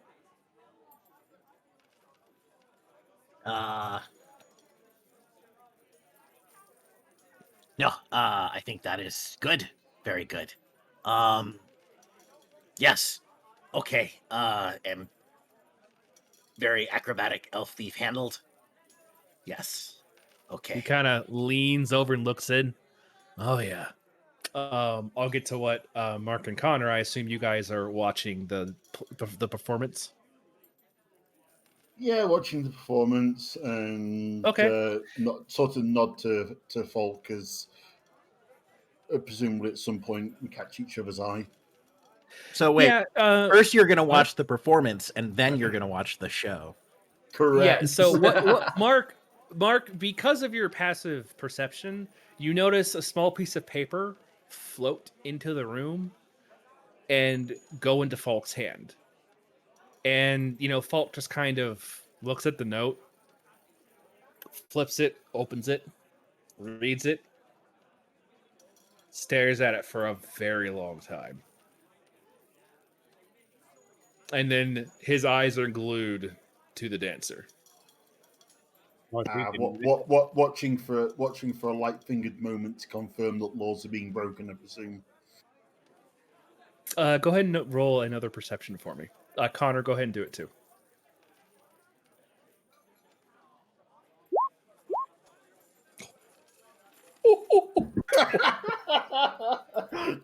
Hi, can we say one short of a nat 20? Woo, Connor, you see it too. So you both are... Connor, you're not really sure why he does this, but you're watching Falk, and Falk is sitting there just kind of doing this, and then you see him just kind of take off his glove, unscrew the top part of his finger, pop it off, and just go like this on one of the tables, and you see a little bit of like black oil hit a table, and the dancer hits it and slip falls down, and gold inside of his little pockets flies everywhere, spilling all the gold he's been stealing from everyone through the night. Just... And Falk, puts it back on, puts his glove back on, and the audience thinks it's part of the show, so everyone kind of gets up and starts, picking up the money. And the guy gets up and he's, kind of pissed, and he locks eyes with Falk, and Falk just goes like this and points toward the front door, and the guy goes like, "Well, that was my performance. Have a good night." And he just fucking just hightails it. Now that's what I call a redistribution of wealth. And then what you hear from Falk as he turns back to the dwarf, and he just says, in the end of his conversation, "And with that, you'll roll." And he gets up and begins walking down to the workshop. We'll go back to you, Scuda. So you've been there with Nair for about 5-10 minutes, and they are doing the hammer. They do the whole thing where they, hammer nothing and then grab nothing with the tongs and put them in the water, and they pull it out, and their head cocks like they don't understand why weapons aren't appearing. Scudo walks over to the box and pulls out several what are they called? Unworked iron chunks. Yeah, you're noticing that your entire stock is full of, iron, steel, and various things. It's full. And she goes, so you have to heat this till it melts, or till it melts, and then pour it and make it, and then she holds up an ingot. And you make these ingots. And then once these dry and harden, you put them back in forge, and you get them almost till they're about to melt. And then we start working on it. It takes time to learn this. It does not, that's why not everyone doesn't just make weapons. It's because it's hard. Oh. So if it's hard, but you can do it, right? Yes, I have, Scooter sits there with 3 fingers counting for a second. 7 years of training.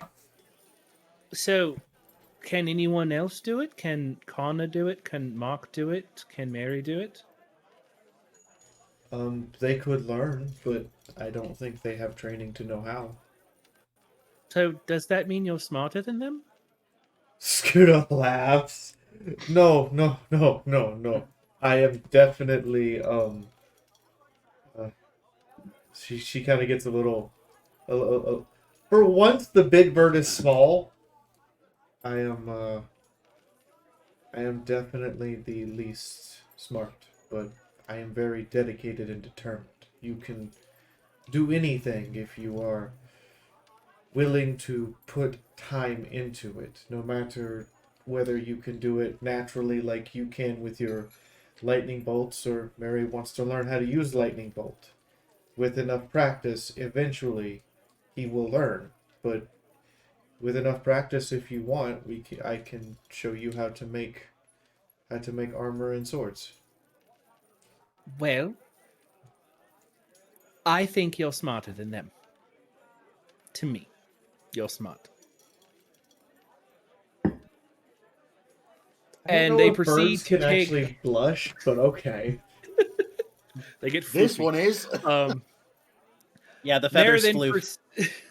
Nair then proceeds to have misunderstood what you said and takes the ingot and begins bashing the crap out of it with a hammer. No.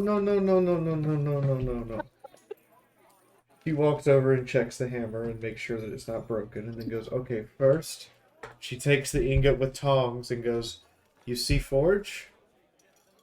See how it's cold? We have to make it really, really hot. In case of iron, she thinks about it.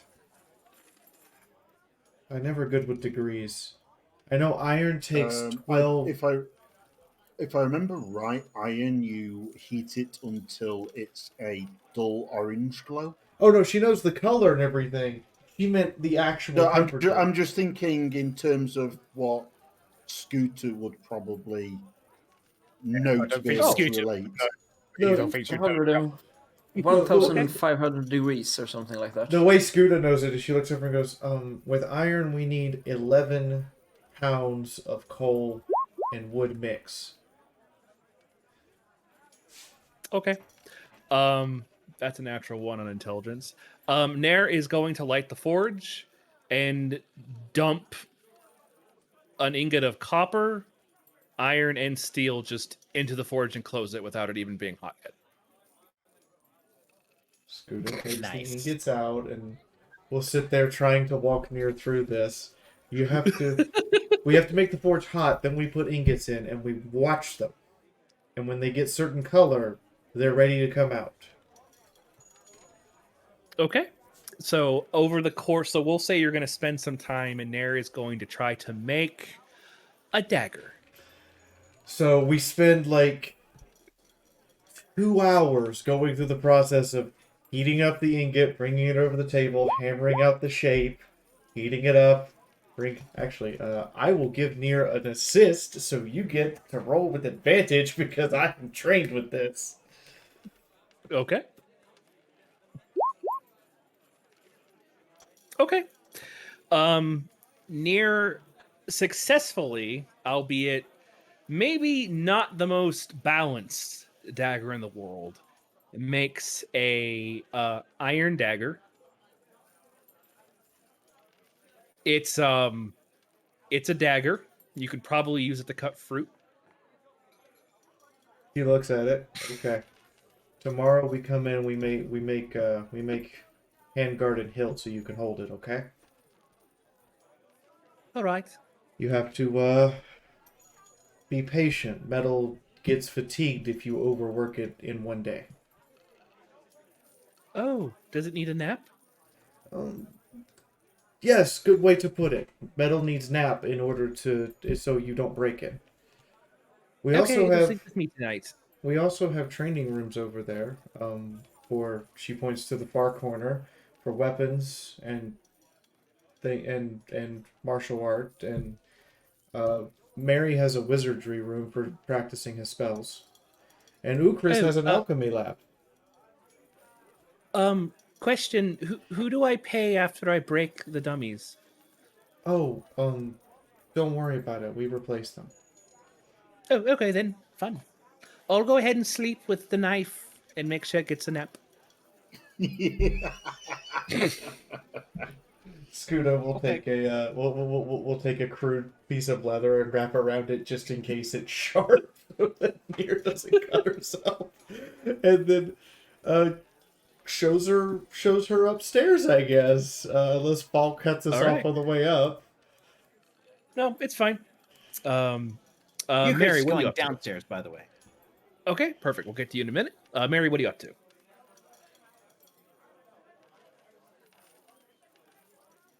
Mary, you're muted. Sorry. I mean, he went down there to talk with them, but when they start doing metal work, he is probably gonna go back up to socialize instead. Okay, that works. You get to see the finale of the person trip and money fly everywhere. That's a nice number. Mary's going to clap like that was intentional. Thanks, Galare. Ukriz, you head down, and Falk is already down there. Hey. So, hello. So where's this portal? It's over here. Oh, okay. He brings you over to your little alchemist area, and the thing that you notice is there doesn't look like there's a portal, but he shows you that there's a lot of different, like, you have your book there, you have your different types of vials. He moves them in very particular manners. Like, he moves the book slightly misaligned, he moves the potions a bit, he starts misaligning things, and at first you're like, what's Falk doing? Like, isn't he supposed to be a bit more OCD? And he literally misaligns everything. And as soon as he hits the last one, you hear a sound, and in the center of the room, the floor itself kind of, and a staircase kind of leads down, and you see this bluish yellow gate just appear in the floor. Wow. Ooh. That was very complicated and also highly worth it. Well, I decided the best way to hide something is to have me do something I don't like, which is misaligning everything. Yes, I see. Also, it would be very hard to do on accident, which is very important. Yeah, Ukriz wants to try to memorize this pattern here now. Sure. Now that he sees how it's laid out here. Go ahead and do an intelligence with advantage, because Falk is going to show you how to do it. Sweet. Activate advantage. Flat intel. Yep. Okay. Flat intelligence. 18. Oh yeah. You got it. It might take you a few tries to memorize it, but yeah, with an 18, you got it. All right. So this is the gate back to your workshop? It leads directly to my workshop in the Mechanist. Yes. Very cool. Wait.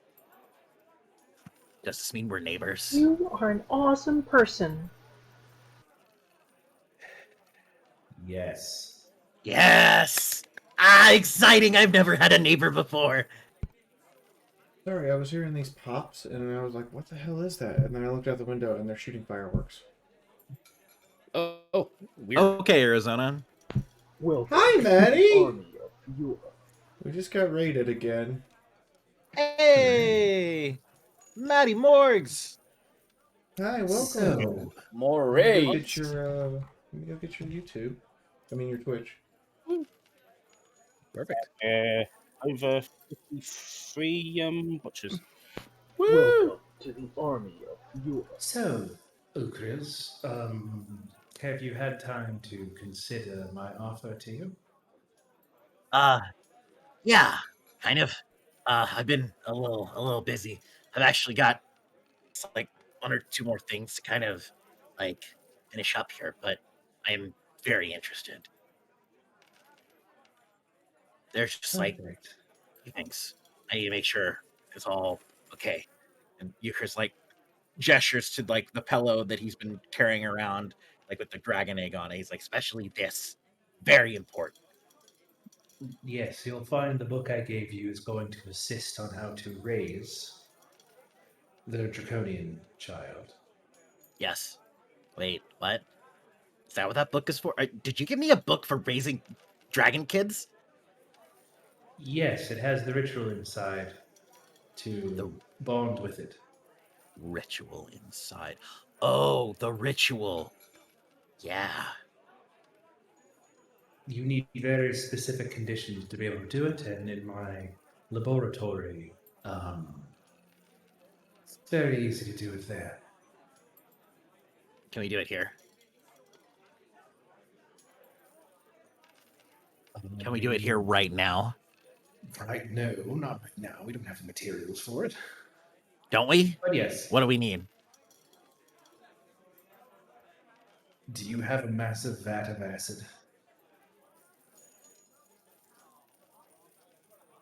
What an oddly personal question.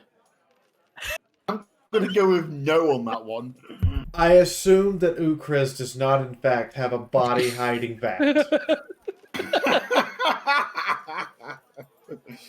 Don't worry. I mean, to be honest, that's more my line of work. I mean, that seems like the kind of thing we might want to have. I know a place that sells pickles. Quite the same. Onions. But, Ukriz, we're not going to brine the dragon egg. I mean, it's like the same thing, right? Acid, brine. No. Potato, tomato. If you wish to do it here and have your dragon hatched on Eberron, that's perfectly fine. We'll do it here. It may take some time, but we'll make sure it gets bonded to you. It has to be done here. It is rule. A rule? Interesting. Fair yes. enough. Dragons must be born under the light of Eberron. It is the way. Oh, it's a religious thing. Yes. Fair enough. I'll gather the things, but good. Perhaps we can send things to your friends now and then so you don't miss them. Yeah, of course. I'm actually working on that kind of right now. I actually was hoping you might be able to help me with one of them. It's a little complicated. Which one do you need assistance with? It's a flask for healing potions. That can hold a lot of healing potion. Yeah, there's a limit to how much you can have it do per day. Yeah, but I mean, just refillable, but lots of healing potion. I need a big flask, but maybe one that's like bigger on the inside. A flask of holding. I'll see what I can drum up with. It might take a few days to do, however, but possibly. That would be cool. I have a plan in mind. but I need a flask of holding. Don't we all? All right, good. I know a soon-to-be former priest and god captain who would have loved to have had one. Yeah. Then, what I recommend is, I'll wait for you at my workshop. I'd recommend, if you haven't already, to tell your friends adieu and let them know you're going to be going. Oh, Afterwards, I look forward to showing you how to truly tinker. I am very excited to learn. He walks down the staircase, and you get a brief glimpse of his literally his tank. You get a brief glimpse of his lab. You can see, like, even inside the walls that are kind of see-through, you're seeing gears moving everywhere, and you see a very small type of movement, but the entire place, the entire thing is very it's very folk, I guess is the best way of putting it. No, that makes sense. It's very ordered.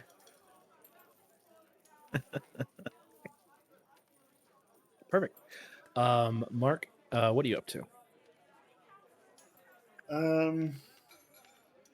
Having seen the performance turn into a show,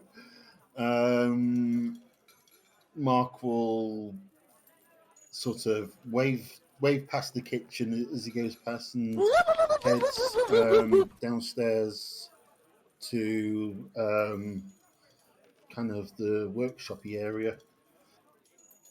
All right. There's all sorts of books and things down here, isn't there? Yes, there are.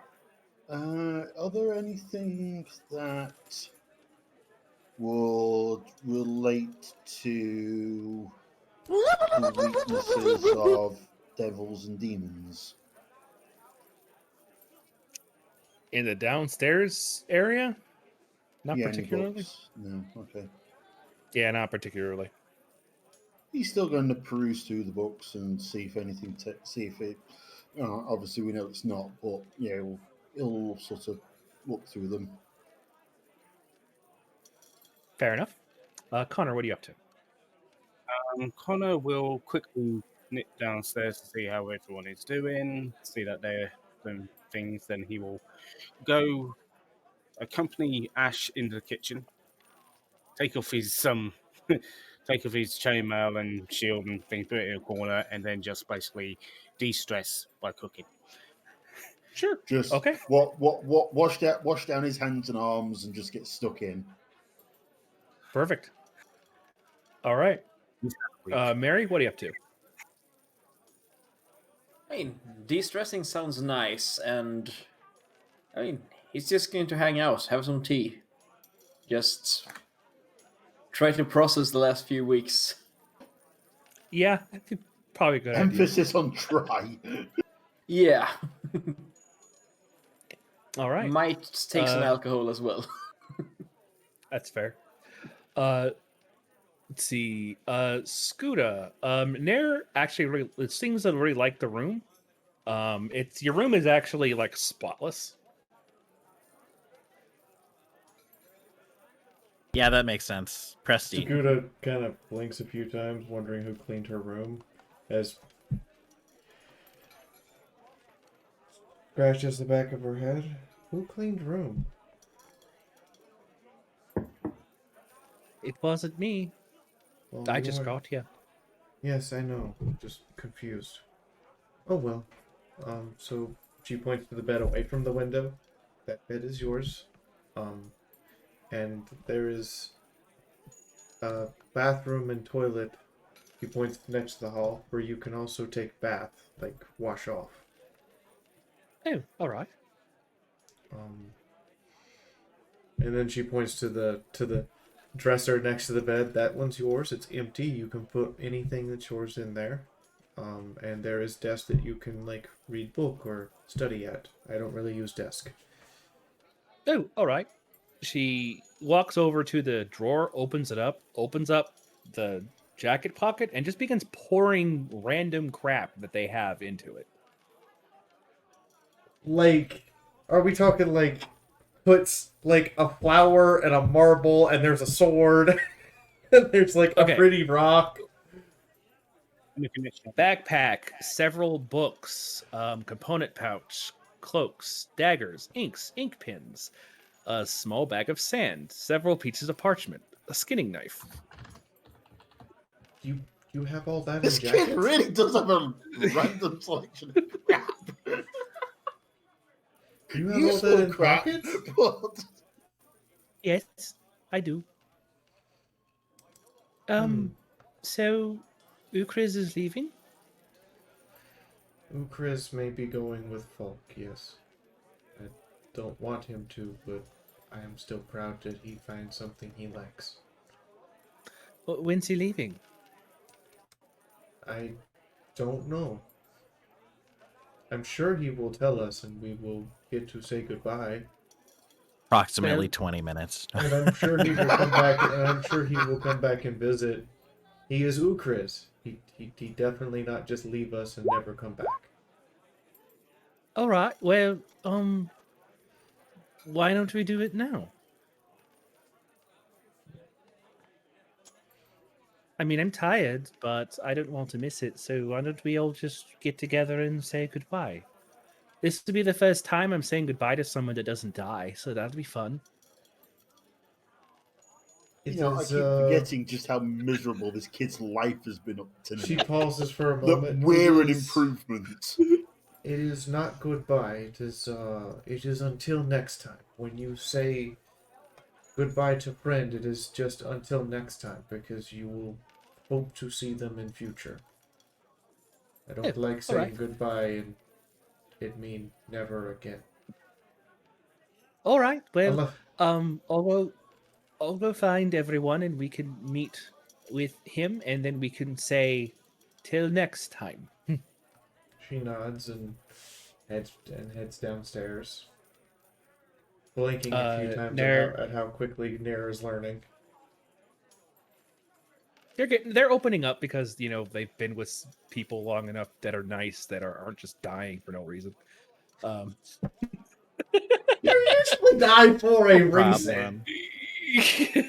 Fine. So Connor, you're sitting there making stuff.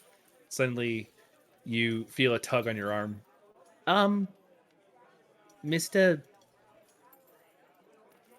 Connor? Yes, Mr. Connor. You're supposed to go downstairs. Bye. Oh god, this kid's so awkward. I love it. Kid is learning. Her. Them. You're awesome. It. Mr. Mary? Yeah? Oh, you're not invisible. I thought you were. No, you have I to go can turn downstairs. myself invisible if you want to. Please don't. I can't see you. Oh. Oh, sorry. Wasted spell slot right there.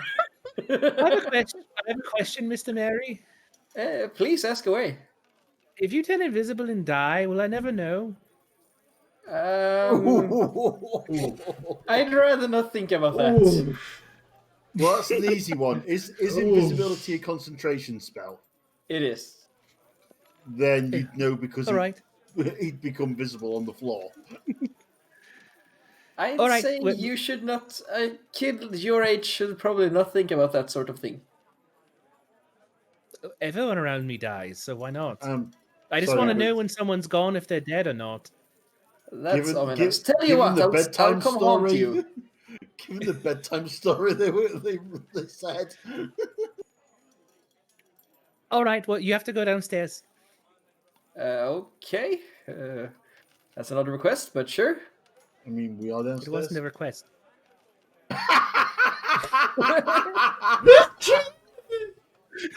I love this kid. Oh man. Yeah, well, I'm going to pretend that you asked me and that I said yes. So see you downstairs then, I guess. All right. Mr. Mark, where are you? Shouts up, I'm downstairs. You have to go downstairs. Okay. He's already here. Come down. Okay. Come down. This kid is priceless. Hello, Mr. Ukriz. Euchris leans out of the workshop. Oh, everybody's here. Well, that makes this easier, I guess. Yep. Down yet. You're supposed to say "see you later." Oh. Oh. Wait, no, I got it wrong. Until we buy again. Until we No. Scooter sighs, pats Nair on the head. Until we meet again. Okay, that one. Yeah, that one. I'm not going that far away. We're neighbors with Falk now. Look, Ukris like points over his shoulder into his workshop there to the new staircase. Say Falk or fuck? Falk. He always says it wrong. Just do it on purpose. We are neighbors with fuck now. Okay. We're neighbors with the Inquisitor now. Yeah. Yeah. So I'm not actually going that far, just next door kind of, but also an entirely different plane. It's fun. Oh, I want to give you something. You want to give me something? That's funny because I want to give you something. They walk over and they hand you a parchment.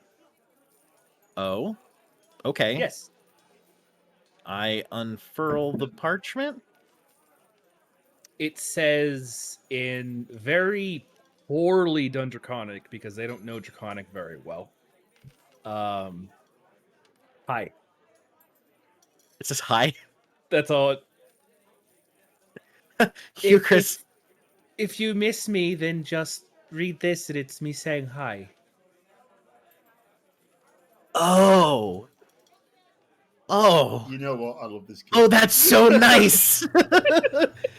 Chris like carefully folds it up and like puts it in his little front pocket there on one of his on his little bandolier there.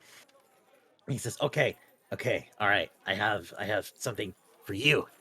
I've been thinking hard about this one here, but I'm going to learn many exciting new things with Falk. So this is for you." And Euchris reaches into his pocket and he pulls out the clockwork mouse that he's been carrying around. Oh, This is for you. They take it and begin looking at it.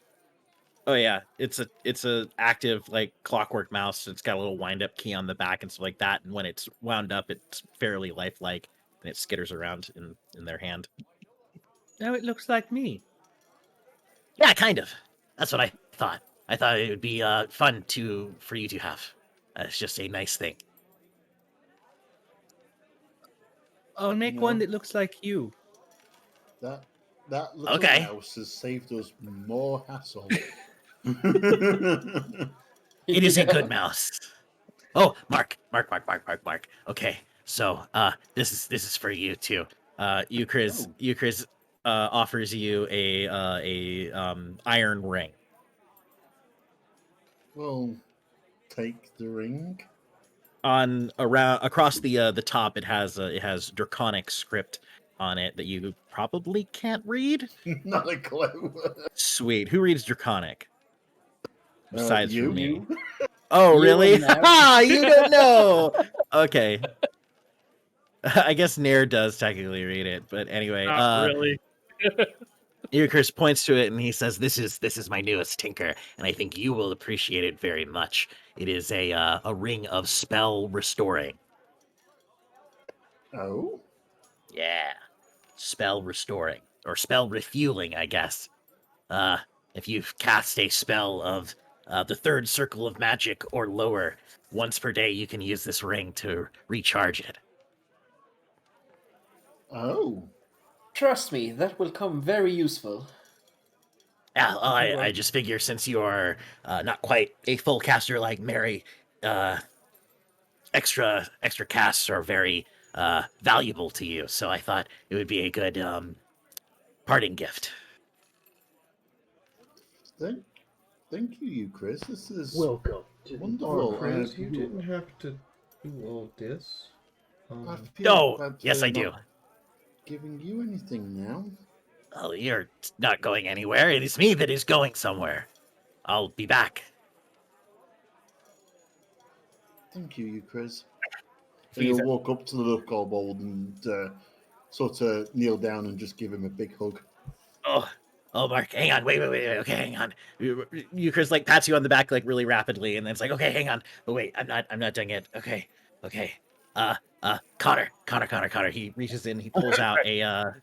At this point, Connor actually hadn't been there. He's coming down now, down the stairs, with a huge tray filled with food and things like cauliflower and cheese, quesadilla, all cheese based. It's a cheese Yes. Nice. You Chris has gone from cheese lover, or will go from cheese lover to cheese connoisseur by the end of this tray. I swear to God, I 100% agree with Dazzle that poor baby dragon is going to be like the fat nerdy kid. Because Chris is going to constantly feed him cheese. you Chris is like, Connor, there you are. What is that? This is a going away meal. Oh, that looks amazing. There's so much cheese. I hope Folk's workshop is well ventilated. Probably yes, very much so. It's but probably perfectly ventilated. Perfectly. Connor, I have a thing for you. It is not as exciting as it should be yet, but it will be very exciting once Falk and I work on it a little bit more. But in the meantime, he hands you a flask. Shakes it around. It sloshes. Yeah. Thank you, Chris. What does it do? Right now it is just a flask with a lot of healing potions in it. Like 3 potions worth of healing potions, if I am being very specific. You know, since I am not going to be around to pull your butt out of the fire anymore, you're going to have to drink up. So I wanted to make sure that you are well taken care of. And I will send along more potions to refill. Okay, yeah. Thank you. Kind of you. And for Scuda, I only have these left, and he pulls off his goggles that he's been lending to you, the night vision goggles. And when he pulls them off, you can see that he's been crying the whole time, and he hands them up to Scuda. Scuda doesn't take the goggles. She just picks up Ukriz and gives him a hug. Oh, okay. You don't have. Oh, You don't have to. These are for you. You don't have to get me gift. Well, but who's gonna give you night vision goggles if I'm not here to give you night vision goggles? Scuda, who will give you night vision goggles? Don't you need night vision? No, I see in the dark just fine. Scuda you have to take them. Scuda takes them, goes over to the table, and on like the leather strap, you see her take out the engraving tool and write from ... Kriz in her crappy handwriting. Yeah, good. Okay, yeah, so you remember. Yeah, very good. Oh, I'm not crying, you are. Were there onions in those quesadillas? Oh. Are we supposed to hug now? Yes. Oh, wait, hang on. Wait. Scuda sighs. Yes, Ukriz. We had onion cutting ninjas come by and cut onions secretly. Oh, thank you. I made them invisible. Okay, good. Thanks, Mary. Euchre scampers over and he grabs the egg too, and he's like, "All right, everybody in, group hug." Group hug. Group hug. Nair will do the same. Oh, So, yeah, go ahead. Mary had something for you, Chris, as well. Okay, go ahead. Oh, I'd rather do two things. First of all, thank you for this stylish cloak. I'm sure it will ensure that I don't die a fiery death again. yes. Good. Good. You have to But- stay safe, Mary. I do, and so do you. But I have two things for you. First, and he will reach into his pocket and take out the pearl he uses for identify. Oh. I'm sure this will come in useful for you as you are working as an inquisitor. Oh. For identify. Yes, it will be very helpful to determine the magical qualities of objects, so you don't pick up a cursed hellstone again. Okay. Use tongues, and maybe you will think of the gratitude for my life debt to you whenever you use it. No problem. I'm just, glad you are not a small pile of ashes. Make sure you're not gonna no more of that. No more of that, Mary. Likewise. And last of all, in case you would ever want to return to us, I will give you the gift of the traveler. And he reaches into his backpack and pulls out the towel that he stole at the first inn they ever stayed at. With the big hourglass, and he's going to wrap it around you, Chris, like a scarf. Oh, it's fluffy. Hitchhiker's Guide to the Galaxy. Nice, good all, reference. I appreciate this. You all are exchanging, gifts. It's very, very nice, solemn moment where you all are together, and there's a very nice silence to it. However, the silence is cut short from a mixture of an odd cracking sound as a small snout breaks out of the dragon egg. And that's where we'll stop for the day. Oh!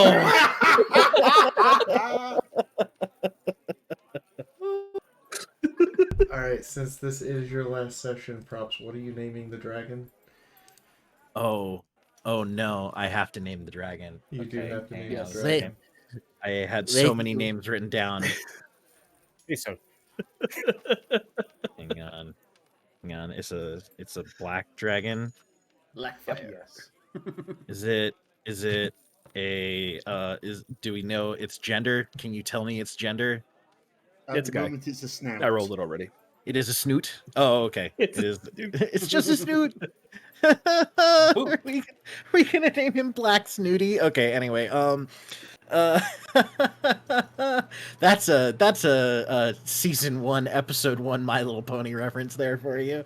Anyway, so yeah, geez. Okay, gotta name. Hang on a second. Gotta name this dragon. Hang on. I gotta get it.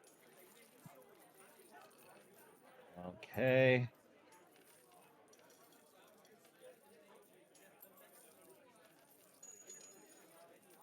Okay. Its name is going to be Bamfigmalion. What? How do you spell that? Interesting. What does it mean? It's spelled BAMFIGMALLION.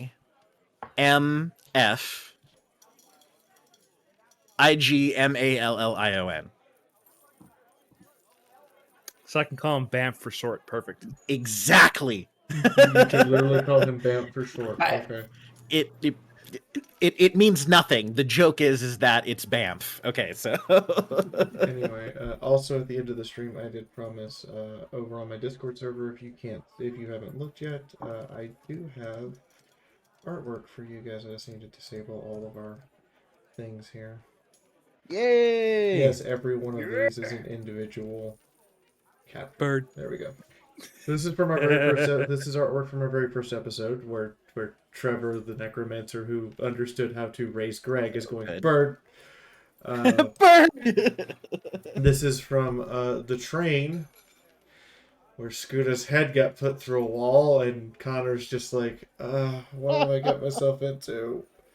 Yeah, that was Mark's cabin that she went into. It was great. Oh man. And here's Mary getting vaporized.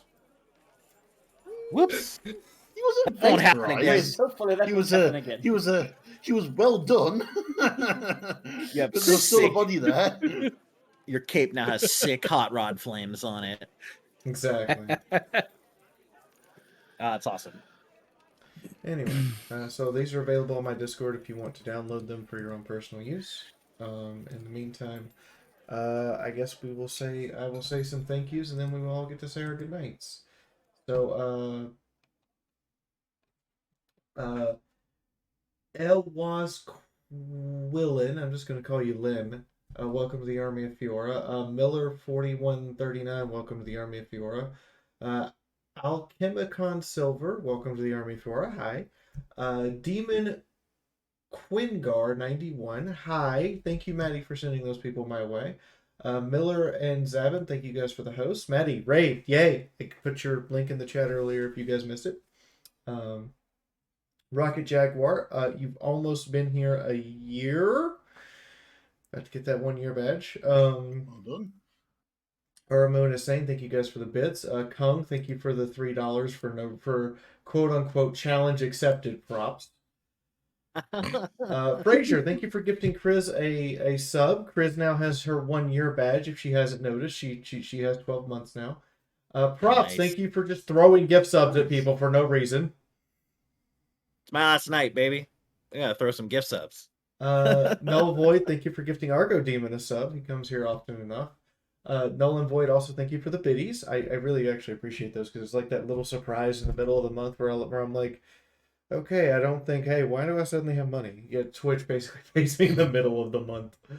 Argo Demon, thank you for the raid. I linked your chat earlier as well. I linked your channel earlier as well.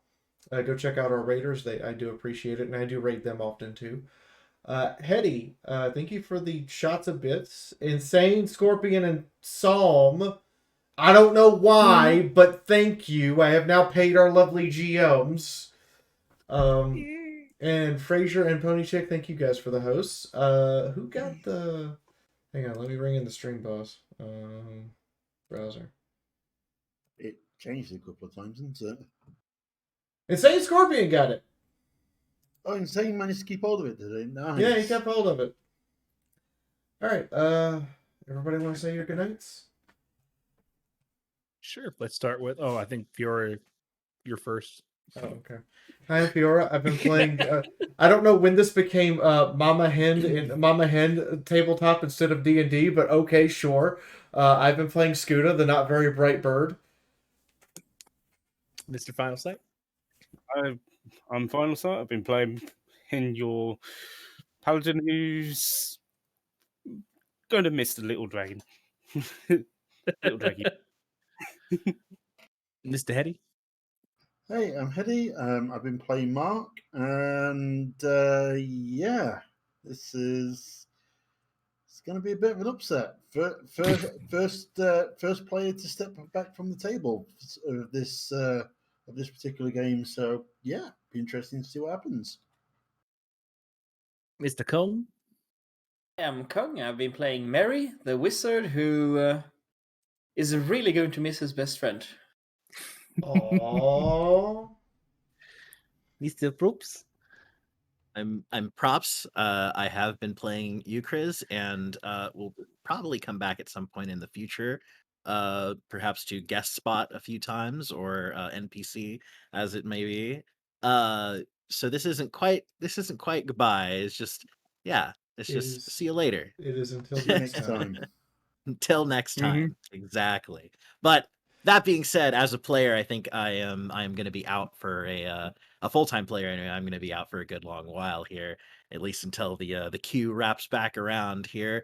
I'm looking forward to who is coming in next. I think they are a well-known player within these groups here, and I'm very excited to have them taking my place here. Am I allowed to say who it is? Have we said already? We're supposed to reveal that before the end here. Oh, can I say it? Can I do it? Go for it. Can I say who's replacing me? All right. Okay. So I believe that it is. Let me double check this. Is it on deck list here? Is this right? First name. Okay. So it is Miss K doing the race is going to be a little bit different. So okay, but they're going to be playing a warlock, so a very exciting new addition to the team there. I think that'll be a good play off of Connor's paladininess. Anyway, it's been a real honor playing with you guys. I love all you guys, big time, big time. And yeah, I'll be in chat and when I'm not working on my Friday nights, I will be here giving the support and all the love. So I also want to point out our list right now is Warlock, Artificer, and I'm just staring at that like. Nice. Should we just take a hint? some warlocks. It's either it's like is it gonna be if you want to join the on deck list and be able to play. By the way, you just need to talk to Prince Dazzle. You can talk to him on my Discord. Discord panels are linked down below. As I said in chat, that's also where you can acquire the artwork that I just showed if you want to keep it or offer suggestions for artworks spending your sunrise bits or sunrise caps. They're caps. They're not bits. They're caps. I'm done. In the meantime, Daz, do you have anything you want to add?